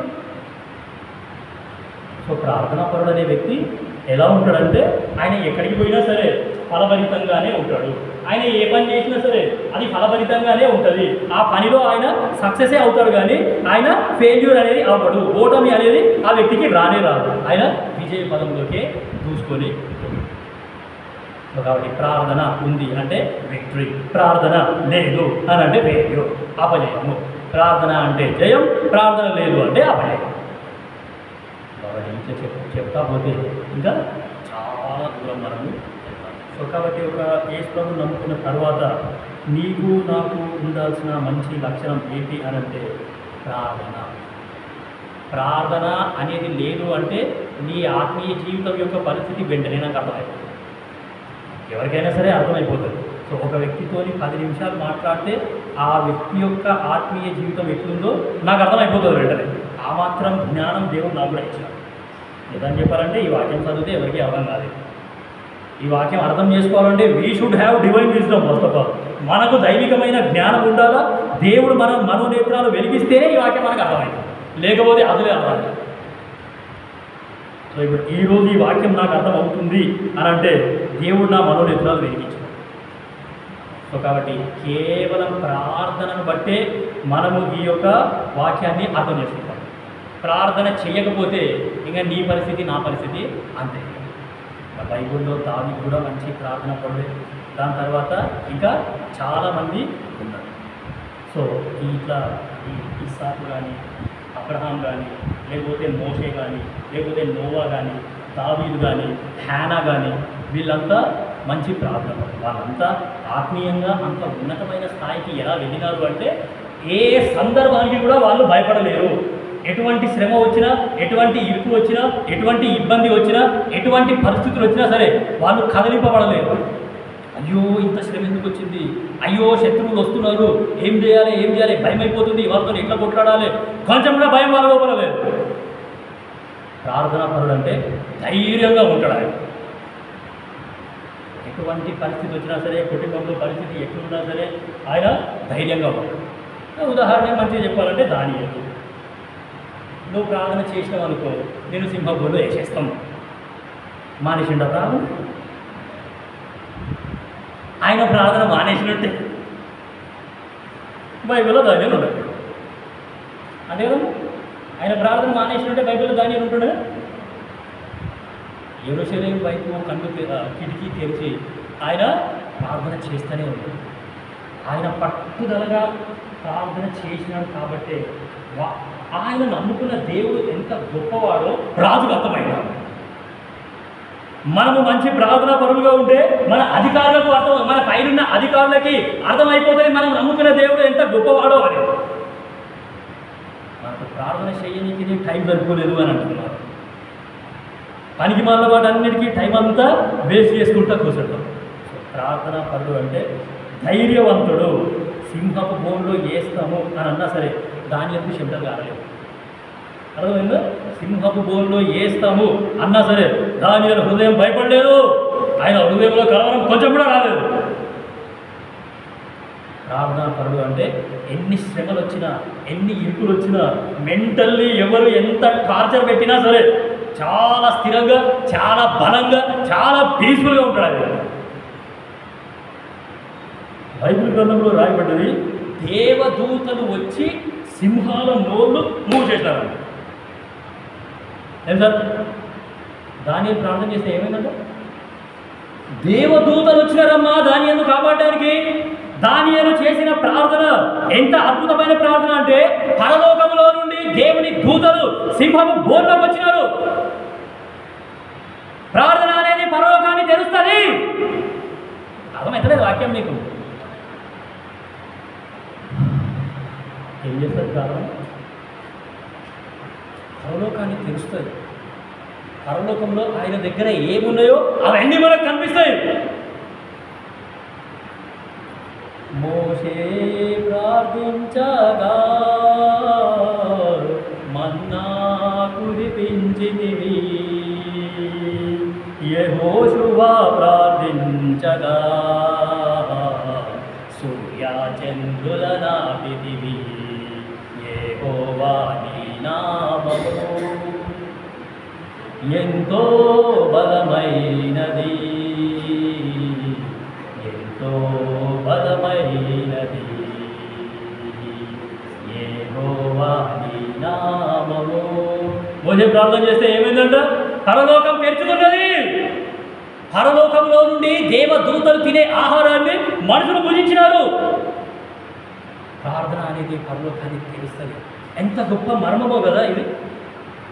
అర్థమవుతుందా మనకు? జీవం గల దేవుణ్ణి నమ్ముకున్నాం, మనం సజీవుడైన దేవుని నమ్ముకున్నాం. ఆయన పరలోకాన్ని తెరుస్తాడు మనం ప్రార్థన చేస్తాం. అందుకే ప్రార్థనకి చాలా చాలా ప్రాముఖ్యత. నేను సింపుల్ ఒకటే క్యాలిక్యులేషన్ చేసుకున్నాను. 24 గంటలు అంటే ఆ 24 గంటలలో దశమ భాగం 2 గంటల 40 నిమిషాలు. భాస్కర్, ఆ 2 గంటల 40 నిమిషాలు మీరు ఒక్కరోజైనా సరే ట్రై చేయండి. You just try 1 day. ఒక్కరోజు మీరు 2 గంటల 40 నిమిషాలు దేవునికి ఇచ్చి చూడండి. మీరు ఎట్లా ఉంటారో, మీలో ఎంత ధైర్యం వస్తుందో, మీలో ఎంత విశ్వాసం పెరుగుతుందో, ఆత్మీయంగా మీరు ఎంత ఎదుగుతారో మీకే అర్థమవుతుంది. ఆ క్యాలిక్యులేషన్ నేను చేసుకున్నాను కాబట్టి ఫస్ట్ నేను ఆ 2.5 గంటలు దేవునికి ఇచ్చేస్తా ప్రతిరోజు. దేవుని సమయాన్ని నేను దొంగిలించాను.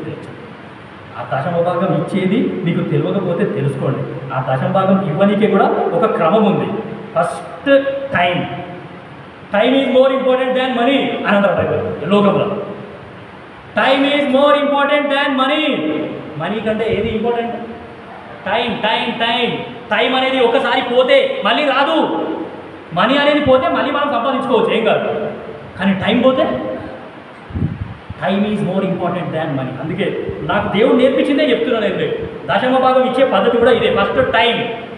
దేవునికి నీ సమయంలో దశమ భాగం ఇచ్చేసాయి. దాని తర్వాత సెకండ్ టాలెంట్. టాలెంట్ అంటే నాకు దేవుడు ఇచ్చిన వరములు. ఆ వరాన్ని నేను దేవునికి ఇచ్చేయాలి. నేను 80 కిలోలు ఉన్నాను అని అంటే ఆ 80 కిలోలలో 8 కిలోలు దేవుడి కొరకు వాడాలి. నాకు మంచి గొంతు ఇచ్చిన దేవుడు పాటలు పాడేది అని అంటే నేను దేవుడి మందిరంలో ఇక్కడ ఉట్టిగా కూర్చోలేదు, మంచిగా పాడతాను. సరే, నాకు సువార్త చెప్పడానికే రాదు. నేను ఎవరినన్నా ఒకరిని పిలుచుకొని ఈడొచ్చి కూర్చోబెడతా. అది చాలా అద్భుతమైన వరం. నాకు సువార్త చెప్పడానికే రాదు, కానీ నేను ఏం చేస్తా అంటే నాతో కలిసిన వాళ్ళని, నా బంధువులని, నా ఇల్లు పొరుగు వాళ్ళని ఎవరినైనా సరే మందిరానికి తోడుకొచ్చి ఇక్కడ కూర్చోబెడతా. కనీసం ఒకరినైనా సరే కూర్చోబెడతా. చాలా అద్భుతమైన వరం అది. దశమ భాగం ఇచ్చే విషయంలో first thing time. Time is more important than money. దాని తర్వాత టాలెంట్, నా వరములు. దాని తర్వాత ట్రెజర్. ట్రెజర్ ఫస్ట్ వచ్చిందా లాస్ట్ వచ్చిందా? మనమేమో ఆర్డర్ని రివర్స్ చేస్తాం అనమాట. ఫస్ట్లో తీసుకొచ్చి నీ దశం భాగం ఇవ్వాయా, తర్వాత మిగతా దాంట్లో చూద్దాం. కానీ మేము ఉన్నాం కదా చూసుకోలేకే. మీకు యథార్థంగా చెప్తలేను, నాకు వచ్చే జీతంలో గ్రాస్ శాలరీ, అంటే జీతం 2 రకాలు ఉంటుంది. ఒకటి గ్రాస్ శాలరీ, ఇంకోటి నెట్ శాలరీ. నెట్ శాలరీ అంటే కట్టింగ్లన్నీ పొంగ లాస్ట్ చేతికి వస్తుంది చూడు, దాన్ని నెట్ శాలరీ అని అంటారు. కట్టింగులు కాకన్నా ముందే జీతం ఉంటుంది, దాన్ని గ్రాస్ శాలరీ అని అంటారు. దేవుని సన్నిధిలో నేను చెప్తున్నాను, మీరు నేను చెప్పింది అబద్ధమని మీకు అనిపిస్తే నా భార్య కాదు. సరేనా? నేను నా గ్రాస్ శాలరీ మీద తీసుకొచ్చి దశభాగం ఇస్తాను. ట్రెజర్ డబ్బుల గురించి చెప్తున్నాను. నా గ్రాస్ శాలరీ కటింగ్లన్నీ పోయిన తర్వాత నాకు చేతికి వచ్చింది కాదు నేను వీడు ఇచ్చేది. కటింగ్లు పోకన్నా ముందే ఎంత ఉన్నదో అంత దాంట్లో దశభాగం తెచ్చి ఇస్తున్నాను. నేను ఎందుకు ఇస్తున్నానో తెలుసా? First time is more important than money. నా సమయాన్ని నేను దేవునికి ఇచ్చేస్తున్నాను. దాని తర్వాత నా తలాంతులని నేను దేవుని కొరకు వాడుతున్నాను. ఈ 2 చేస్తున్నాను కాబట్టి 3వది ఖచ్చితంగా చేస్తాడు ఆ వ్యక్తి. ఫస్ట్ 2 ఎవరైతే ఖచ్చితంగా పాటిస్తారో 3వది ఖచ్చితంగా ఆ వ్యక్తి చేసే తీరుతాడు. నాకు ఎంత ఇబ్బంది అయినా సరే నేను మాత్రం దేవుని భాగాన్ని దొంగిలించను. నా బాబుకి ఆరోగ్యం బాగా లేనప్పుడు నా జీవితం అంతా నమ్మకంగా పోయినా సరే నేను నా దశం భాగాన్ని తీసుకొచ్చి నమ్మకంగా గిన్నేది. అంతకుముందు ఏ గ్రాస్ శాలరీ మీద దశం భాగం వేసినారో అదే గ్రాస్ శాలరీ మీద దశం భాగం వేసినారు. I have learned these things. ఇవన్నీ నేను నేర్చుకోను. ఈ బైబిల్ దేవుడు నాకు నేర్పించాడు. మీరు పాటించి చూడండి, దేవుని సంతోషం నీ హృదయంలో ఎట్లా పొంగుతుందో, ఎట్లా ఉప్పొంగుతుందో అది నీకే అర్థం. కాబట్టి ఏమి చేస్తాము అని అంటే 2 విషయాలు మనము చూసినాము. యేసుక్రీస్తు ప్రభువు వారిని నమ్ముకున్న తర్వాత ఒక విశ్వాసికి ఉండాల్సిన మెయిన్ లక్షణం అంటే ఒక క్యారెక్టర్ ఏంటి అని అంటే ఓర్పు, సహనము అనేది మనకు ఖచ్చితంగా. దాని తర్వాత ప్రార్థన. యేసుక్రీస్తు ప్రభువు వారిని నమ్ముకున్న వ్యక్తి ఆయన జీవితంలో నేను ఈరోజు ప్రార్థన చేయలేదు అని అంటే నా ఆత్మీయ జీవితం చనిపోయింది, ఈ రోజుకు నా ఆత్మీయ జీవితం చనిపోయింది అని అర్థం. రేపు నిన్న ప్రార్థన చేయలేదు, 2 రోజుల క్రితమే నా ఆత్మీయ జీవితం చచ్చిపోయింది. మొన్న ప్రార్థన చేయలేదు, ఈరోజు చేయలేదు, రేపు చేయ, ఎల్లుండి చేయ, నీ ఆత్మీయ జీవితం మొత్తానికి పాయ్. దాని తర్వాత ఇంకో లక్షణం చూడండి, ఇంకొకటి కవర్ చేస్తాం. 3వ వచనం చదువుతున్నాను. మన తండ్రి అయిన దేవుని ఎదుట మానక జ్ఞాపకము చేసుకోవచ్చు, మా ప్రార్థనల యందు మీ విషయమై విజ్ఞాపనము చేయించు, మీ అందరి నిమిత్తము ఎల్లప్పుడూ దేవునికి కృతజ్ఞతాస్తుతులు చెల్లించుచున్నాము. కృతజ్ఞతాస్తుతులు చెల్లించుట ఇది ఇంకో లక్షణం. కృతజ్ఞతాస్తుతులు చెల్లించుట అనేది ఒక విశ్వాసికి ఉండాల్సిన ఇంకొక లక్షణం. ఈరోజు మళ్ళీ 3 చూసినాం. ఓర్పు, ఓపిక.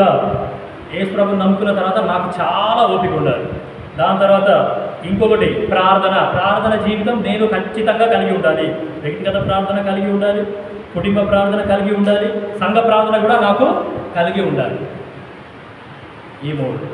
దాని తర్వాత ఏమి అంటే కృతజ్ఞతాస్తుతులు చెల్లించు. యేసుక్రీస్తు ప్రభువు వారిని నమ్ముకున్న తర్వాత యేసు ప్రభు నా కొరకు ఏదైతే చేసినాడో ఆ చేసిన త్యాగాన్ని నేను మర్చిపోకుండా మామూలుగా ప్రార్థన చేస్తూ ఉంటే దేవుడు అద్భుతంగా ప్రార్థన ఆలకిస్తాడు, ఆ ప్రార్థనకు జవాబు అనుగ్రహిస్తాడు. మనము ఆత్మీయంగా కూడా అభివృద్ధి పొందుతాం, శారీరకంగా కూడా అభివృద్ధి పొందుతాం. శారీరకంగా అభివృద్ధి పొందుతూ ఉన్న కొద్దీ మనము ఆత్మీయ జీవితాన్ని మర్చిపోయి దేవుడు చేసిన మేళ్ళన్నీ మర్చిపోయే అవకాశం ఉంటుంది. అర్థమవుతుందా? శారీరకంగా నేను అభివృద్ధి చెందుతూ ఉన్న కొద్దీ ఏమవుతుందంటే దేవుడు చేసిన మేళ్ళన్నీ మర్చిపోయి నా ప్రయాసాన్ని బట్టి నేను ఇంత గొప్పగా అయిన ఈరోజు ఇదంతా నా ప్రయాసమే, నేను కష్టపడి పని చేసిన, నేను కష్టపడి వ్యాపారం చేసిన, నేను లాభం సంపాదించిన, ఆ పొలం నేను సంపాదించిన, ఆ భూమి నేను సంపాదించిన, ఆ బిల్డింగ్లు నేను కట్టుకున్నా, నా ప్రయాసం ఇదంతా నా ప్రయాసమే. So you are forgetting the benefits of the Lord Jesus Christ which He has done in your life. అందుకే కృతజ్ఞతాస్తుతులు చెల్లించుట అనేది ఇంకొక అద్భుతమైన లక్షణం. అసలు నేను హెబ్రోన్ చర్చిలో నేర్చుకున్నది ఏంటి అంటే praise works more than prayer. Praise works more than prayer. ప్రార్థన కంటే కృతజ్ఞత స్తుతి అనేది ఎక్కువ పనిచేస్తుంది. ఇంకా నేను ఎల్లప్పుడూ దేవునికి కృతజ్ఞత చెల్లిస్తూనే ఉండాలి. ఆ దేవుడు చేసిన మేలులని నేను ఎప్పుడు కూడా మర్చిపోవద్దు. ఒకవేళ నాకు అనుకోని పరిస్థితి ఎదురైనా సరే అటువంటి పరిస్థితులలో కూడా నేను దేవుని ఆరాధన చేస్తూనే ఉండాలి. కృతజ్ఞతాస్తుతులు చెల్లించడం అనేది మనం ఎప్పటికైనా సరే అసలు మర్చిపోవాలి. సో దేవునికి ఎల్లప్పుడూ మనం రుణస్థులమై ఉన్నాం. ఆయన నా జీవితంలో చేసిన మేళ్ళన్నీ కూడా నేను ఎప్పటికీ కూడా అసలు మర్చిపోయి నేను మర్చిపోయినాను అని అంటే ఇక నా పని అయిపోయినా. దేవుడు చేసిన మేలు మర్చిపోవడం పాపంతో సమానం. మళ్ళీ మీకు చిన్న ప్రశ్న. యాకోబుకి 12 మంది కొడుకులు. ఆ 12 మంది కొడుకులే ఇశ్రాయేలు యొక్క 12 గోత్రాలు. మీకు అందరికీ బాగా తెలుసు. ఆ 12 మంది కొడుకులలో లేవి గోత్రం అనేది లెక్కలోకి రాలేదు. యోసేపు కూడా లెక్కలోకి రాలేదు. సో వాళ్ళిద్దరికీ బదులు ఎవరు అంటే యోసేపు యొక్క 2 కుమారులు మనషే, ఎఫ్రాయిము. వాళ్ళిద్దరూ గోత్రములలో లెక్కింపబడ్డారు. సో ఆ గోత్రముల యొక్క పుట్టుక క్రమాన్ని మనం చూసినాం అనుకోండి. ఎలా ఉంటుందంటే రూబేను ఫస్ట్, దాని తర్వాత సిమియోను సెకండ్, దాని తర్వాత లేవి 3, 4వది అడిగి చెప్పు.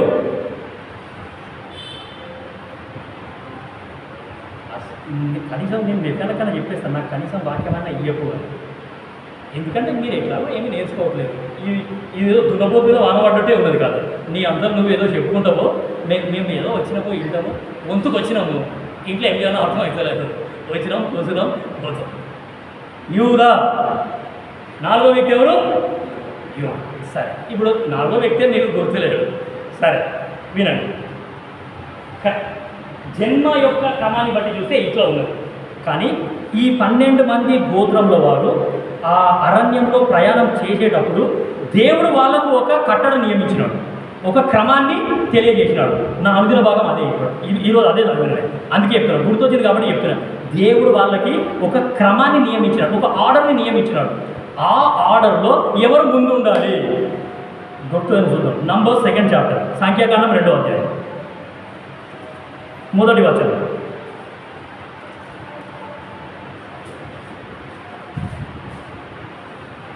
సంఖ్యాకాండము 2వ అధ్యాయము 1వ వచనం. ఇంకోసారి నేను చెప్తున్నాను, యాకోబు యొక్క 12 మంది కుమారులు పుట్టిన క్రమం వేరు. ఆ 12 మంది గోత్రాల కర్తలని అరణ్యంలో ప్రయాణం చేసేటప్పుడు దేవుడు వాళ్ళకు ఒక క్రమాన్ని చెప్తాడు.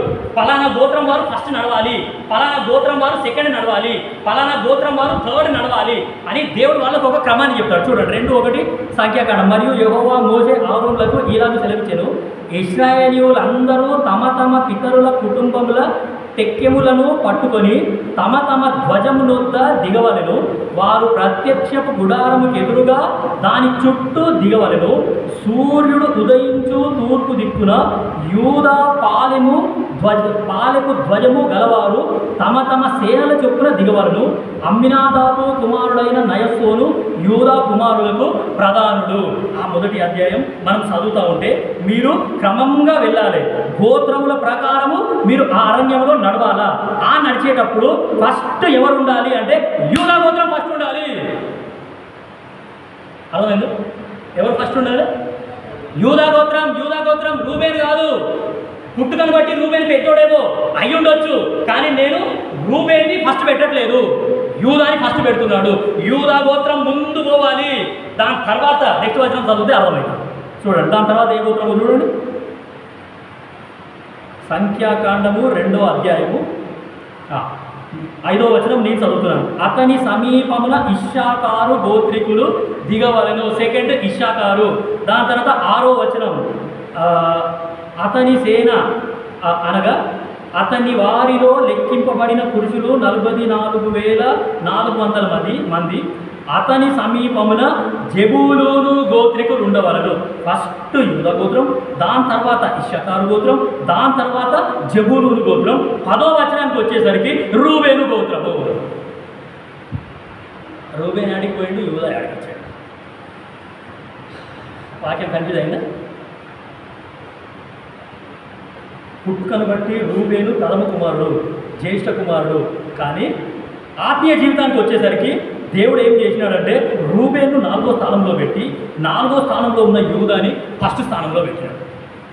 అరణ్యంలో ప్రయాణం చేసేటప్పుడు యూదా అనే పేరుకు అర్థం ఏంటంటే స్తుతి. ఈ మాట చెప్పడానికి ఇన్ని మాటలు చెప్పాల్సి వచ్చేది. స్తుతించే వాళ్ళని దేవుడు ఫస్ట్ పొజిషన్లోనే పెడతాడు. ఆరాధనకి ఉన్న ప్రాముఖ్యత అంత గొప్పది. నేను ఆరాధన చేస్తే దేవునికి కృతజ్ఞత చెల్లిస్తే దేవుడు నన్ను ప్రథమ స్థానంలోనే పెడతాడు, కానీ ఆఖరి స్థానంలో లేకపోతే మధ్యలో ఎక్కడో పెట్టాడు నన్ను. నువ్వు చదివే చదువులో అయినా సరే నువ్వు ఫస్ట్ క్లాస్లోనే పాస్ అవుతావు. నువ్వు చేసే ఉద్యోగంలో అయినా సరే నువ్వే ప్రథమంగా ఉంటావు. సంఘంలో అయినా సరే నువ్వే ప్రధానుడివి. సమాజంలో అయినా సరే ఈ దేవుడు నిన్ను ప్రథమ స్థానంలోనే పెడతాడు, కానీ ఎక్కడో మూల పడేయాడు. అవునవుతుందా? యూదా అంటే ఏంటి అర్థం? స్తుతి. అందుకే praise works more then prayer. ఆరాధన అనేది స్తుతించుట అనేది ప్రార్థన కంటే ఎక్కువ పనిచేస్తుంది.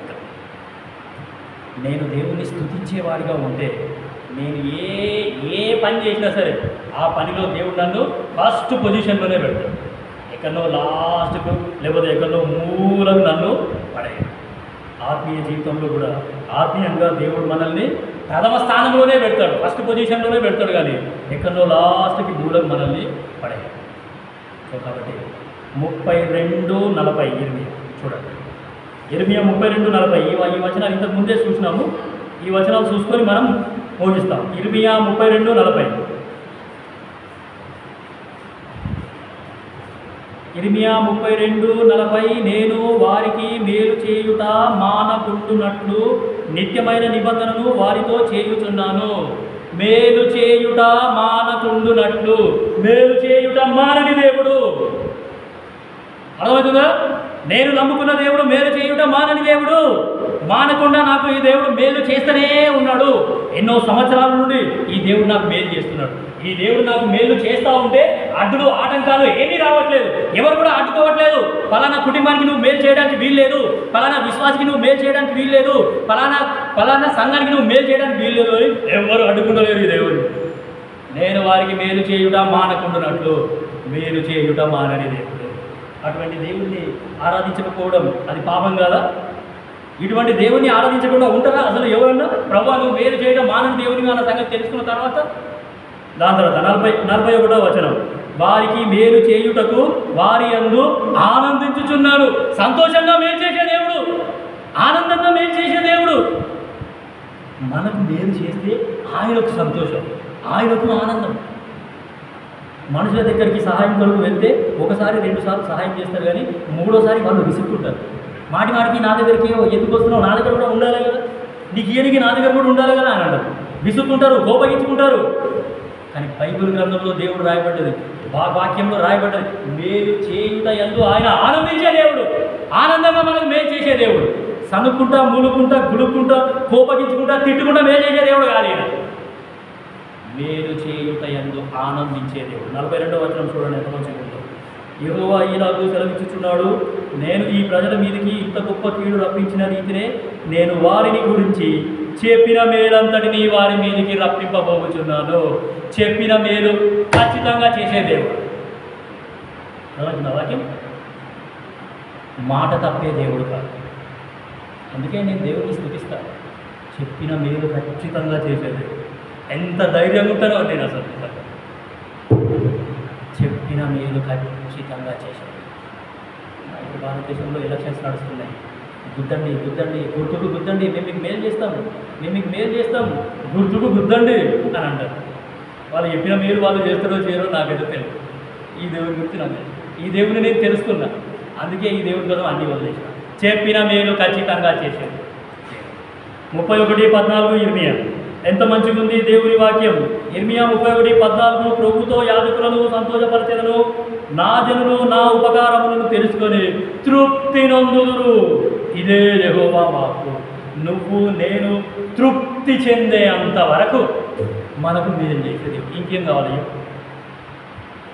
తృప్తి చెందేంత వరకు ప్రభువా సాలు సాలు సాలు ప్రభువా, నువ్వు నన్ను అద్భుతంగా ఆశీర్వదించినావు, నువ్వు నన్ను అద్భుతంగా దీవించినావు, నన్ను ఆశీర్వదించినావు, నా కుటుంబాన్ని ఆశీర్వదించినావు, నా సంఘాన్ని ఆశీర్వదించినావు, అందరినీ ఆశీర్వదించినావు. ఇక చాలుగా నువ్వు ఆశీర్వదించడం ఆపే అనేంత వరకు నీకు మేలు చేసే దేవుడు ఇక నువ్వు తృప్తి చెందేంత వరకు నీకు మేలు చేసే దేవుడు.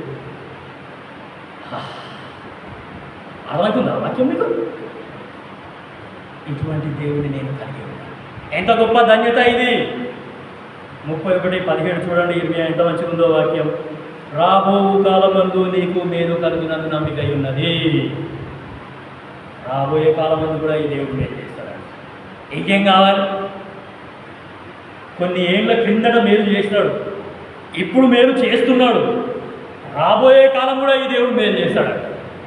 రాబోయే కాలం అంటే నా ఫ్యూచర్ అని అర్థం, నా పిల్లల ఫ్యూచర్ అని అర్థం, నా కుటుంబ ఫ్యూచర్ అని అర్థం, నా సంఘ భవిష్యత్తు అని అర్థం. రాబోయే కాలం అందు కూడా ఈ దేవుడు మేలు చేసేది. అందుకే బైబిల్ గ్రంథంలో రాయబడ్డది, యెహోవా తమకు దేవుడుగా గల జనులు ధన్యులు. ఈ దేవుడిని ఆరాధించకుండా ఎట్లా ఉంటారు చెప్పండి? మోకరించండి, ప్రార్థన చేస్తాం. దేవుడి వాక్యాన్ని దీవించండి. అనౌన్స్మెంట్స్, రేపు సిస్టర్స్ మీటింగ్ ఇక్కడే ఉంటుంది, ఎల్లుండి సంఘ ప్రార్థన ఇక్కడనే ఉంటుంది, ఆదివారం ఆరాధన ఇక్కడనే ఉదయం 10 గంటలకు ఉంటుంది. దేవుడు మా పరలోక తండ్రి, మహాపరిశుద్ధమైన దేవ, జీవం గల సజీవులైన తండ్రి, ఎంతో అద్భుతమైన సమయాన్ని నాకు మాకు అనుగ్రహించినందుకు హృదయపూర్వకంగా మిమ్మల్ని స్థుతిస్తున్నాము, ఆరాధిస్తున్నాము. మరి దౌర్భాగ్యమైన నన్ను కూడా శంషాబాద్ నుండి ఇక్కడికి క్షేమంగా తీసుకొని వచ్చినారు, సమయానికి తీసుకొని వచ్చినారు. ప్రభావ మీరు నాకు నేర్పించినారు పరిచర్యకు లేటుగా వెళ్ళకూడదు అని. తండ్రి అధికారుల హృదయాలు కూడా మీరు కదిలించినారు. నేను సెలవు అడిగితే నాకు సెలవిచ్చినందుకు స్థుతిస్తున్నాను. పరలోక తండ్రి, నా యొక్క అధికారులను కూడా మీరు దీవించండి, ఆశీర్వదించండి. పరలోక తండ్రి, మరి నాయన వాళ్ళ ద్వారా మీరు నాకు మేలు చేస్తున్నందుకు హృదయపూర్వకంగా స్థుతిస్తున్నాను. ఎంతో అద్భుతమైన వాక్యాన్ని మాకు అనుగ్రహించినారు, స్తోత్రాలు. మిమ్మల్ని నమ్ముకున్న తర్వాత ఓపిక, ఓర్పు, సహనము అనేది నాకు మాకు ఉండాలి. చాలా ఓపికగా ఉండాలి. పరలోక తండ్రి, ఆ ఓపిక నాకు మాకు లేదు. ఎన్నో పర్యాయములు ఓపికని కోల్పోతున్నాము, మా టెంపర్ని వదులుకుంటున్నాము, ఏదో అనేస్తున్నాము, ఏదో చేసేస్తున్నాము. ప్రభావ దయచేసి నన్ను మమ్మల్ని అందరినీ క్షమించవలసిందిగా కోరుకుంటున్నాను. ఓపిక, ఓర్పు, సహనాన్ని నాకు మాకు అనుగ్రహించవలసిందిగా కోరుకుంటున్నాను. పరలోక తండ్రి, మిమ్మల్ని నమ్ముకున్న తర్వాత ప్రార్థన జీవితం కలిగి ఉండాలి. ఖచ్చితంగా ప్రార్థన చేయాలి. ప్రార్థన అనేది విజయ పదవులోకి నడిపిస్తుంది. ప్రార్థన అనేది ఆకాశాన్ని తెరుస్తుంది, పరలోకాన్ని తెరుస్తుంది, మా అక్కర్లన్నీ తీరుస్తుంది. పరలోక తండ్రి, ప్రార్థన అనేది రక్తం లాంటిది, ప్రార్థన అనేది హృదయం లాంటిది, ప్రార్థన అనేది ఊపిరి లాంటిది అనే సంగతి నాకు మాకు నేర్పించినందుకు హృదయపూర్వకంగా స్థుతిస్తున్నాను. పరలోక తండ్రి, పాత నిబంధన కాలంలో భక్తులు మిమ్మల్ని ఆరాధన చేసినారు. మేలు చేయుట మానని దేవుడు, సంతోషంగా మేలు చేసే దేవుడు. పరలోక తండ్రి, అదేవిధంగా చెప్పిన మేలు ఖచ్చితంగా చేసే దేవుడు, మేము తృప్తి చెందే అంతవరకు మాకు మేలు చేసే దేవుడు. పరలోక తండ్రి నాయన, అలాగే రాబోయే కాలమందు కూడా మాకు మేలు చేసే దేవుడు. పరలోక తండ్రి, ఇంత అద్భుతంగా మీరు మాకు మేలు చేస్తున్న మిమ్మల్ని మేము ఎట్లా మర్చిపోతాం? మీరు చేసిన మేలన్నింటినీ మేము ఎట్లా మర్చిపోతాం? అనుదినము అనుక్షణము మేము కృతజ్ఞులమై ఉండాలి అనే సంగతి నాకు మాకు మీరు గుర్తు చేసినందుకు హృదయపూర్వకంగా స్తుతిస్తున్నాను. మీ వాక్యాన్ని బట్టి స్తోత్రములు, విన్న మీ ప్రజలను బట్టి స్తోత్రములు. మీ ప్రజలను కూడా దీవించండి, ఆచరించండి, వాళ్ళ అక్కర్లు తీర్చండి, వాళ్ళ కన్నీటిని తుడవండి, వాళ్ళ హృదయంలో ఉన్న బాధ వేదనని జ్ఞాపకం చేసుకోండి.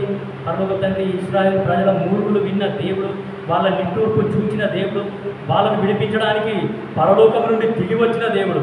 పరలోక తండ్రి, మా సమస్యలన్నింటినీ మీరే పరిష్కరించవలసిందిగా కోరుకుంటున్నాను. పరలోక తండ్రి, సంఘానికి సేవకులు ఇచ్చినారు, వందనాలు.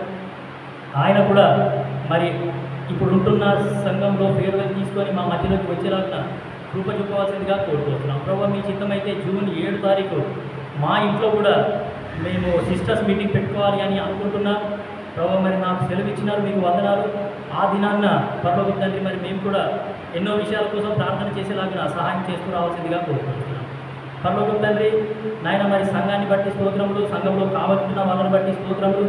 ప్రభావ సంఘంలో పరిచయం చేస్తున్న వాళ్ళందరినీ బట్టి స్తోత్రములు. వాళ్ళకి రావాల్సిన ప్రతిఫలాన్ని మీరు వాళ్ళకి అనుగ్రహించండి. పరలోక తండ్రి, విశ్వాసులు ఆదివారం రోజు ఎంతమంది అయితే వస్తున్నారో వాళ్ళందరూ కూడా మరి నాయన వారం కూడికలకు రాలేకపోతున్నారు. వాళ్ళ పనులను బట్టి వాళ్ళని కూడా కోల్పోయిన ఈ యొక్క వాక్యాన్ని వాళ్ళని కూడా అందించవలసిందిగా కోరుతూ వస్తున్నాం. పరలోక తండ్రి, మేమందరం మమ్మల్ని అందరినీ కూడా మీ యొక్క రాకడ కొరకు సిద్ధపరచండి నాయన. మరి ఇస్సాకు ఇంకా రెబెకా ఏ విధంగా అయితే మధ్యలో కలుసుకున్నారో అదేవిధంగా మేము కూడా నాయన మరి మధ్యాకాశంలో మిమ్మల్ని కలవబోతున్నాం. పరలోక తండ్రి, మా యొక్క హృదయాలని మా యొక్క జీవితాలని మీరు సరిచేయండి. ఆ యొక్క మధ్యాకాశానికి నన్ను మమ్మల్ని అందరినీ కూడా సిద్ధపరచవలసిందిగా కోరుతున్నాం. మీ రాకడ ఆలస్యం అయితే మేము మళ్ళా కలుసుకునేలాగా మాకు సహాయం చేస్తూ రావాల్సిందిగా కోరుకుంటున్నాం. పరలోక తండ్రి, మరి రేపటి దినాన తెలంగాణ స్టేట్ ఎలిజిబిలిటీ టెస్ట్ మా మధ్యలో కొద్దిమంది రాస్తున్నారు. వాళ్ళని కూడా జ్ఞాపకం చేసుకోండి. ప్రయాణ సౌకర్యం అనుగ్రహించండి ప్రభా. మీ ఏర్పాటులో ఉన్న వాళ్ళని జ్ఞాపకం చేసుకోండి. మీ నామం పెట్టబడిన వారిని జ్ఞాపకం చేసుకోండి ప్రభా. మరి వాళ్ళు చదువుకున్నవన్నీ కూడా వాళ్ళకి గుర్తొచ్చేలాగా, ఎగ్జామ్లో ఏ టెన్షన్ కూడా లేకుండా మంచిగా ఎగ్జామ్కి హాజరయ్యేలాగిన, సమయానికి చేరుకునేలాగిన మరి నాయన వాళ్ళ ప్రయాసానికి ప్రతిఫలం మీరే అనుగ్రహించవలసిందిగా కోరుతూ మంచి మార్పులతో ఉత్తీర్ణులై ప్రభా మరి ఏ స్థలంలో ఉన్నప్పటికీ మీకు సాక్షులుగా ఉండేలాగా సహాయం చేస్తూ రావాల్సిందిగా కోరుతూ ఇచ్చిన సమయంపై స్తుతించి ఆరాధించి కనపరుస్తూ మా మధ్యలో అనారోగ్యం ఉన్న వాళ్ళని జ్ఞాపకం చేసుకోవాల్సిందిగా కోరుతూ యేసుక్రీస్తు ప్రభుల వారి నామంలో స్తుతించి ప్రార్థించి అడిగి పెట్టుకుంటున్నాము తండ్రి. మన తండ్రి అయిన దేవుడి ప్రేమ, యేసుక్రీస్తు ప్రభుల వారి యొక్క కృప, పరిశుద్ధాత్మ యొక్క సహవాసం ఇప్పుడు ఎల్లప్పుడూ సదాకాలం మనతో ఉండి నడిపించును గాక. ఆమేన్.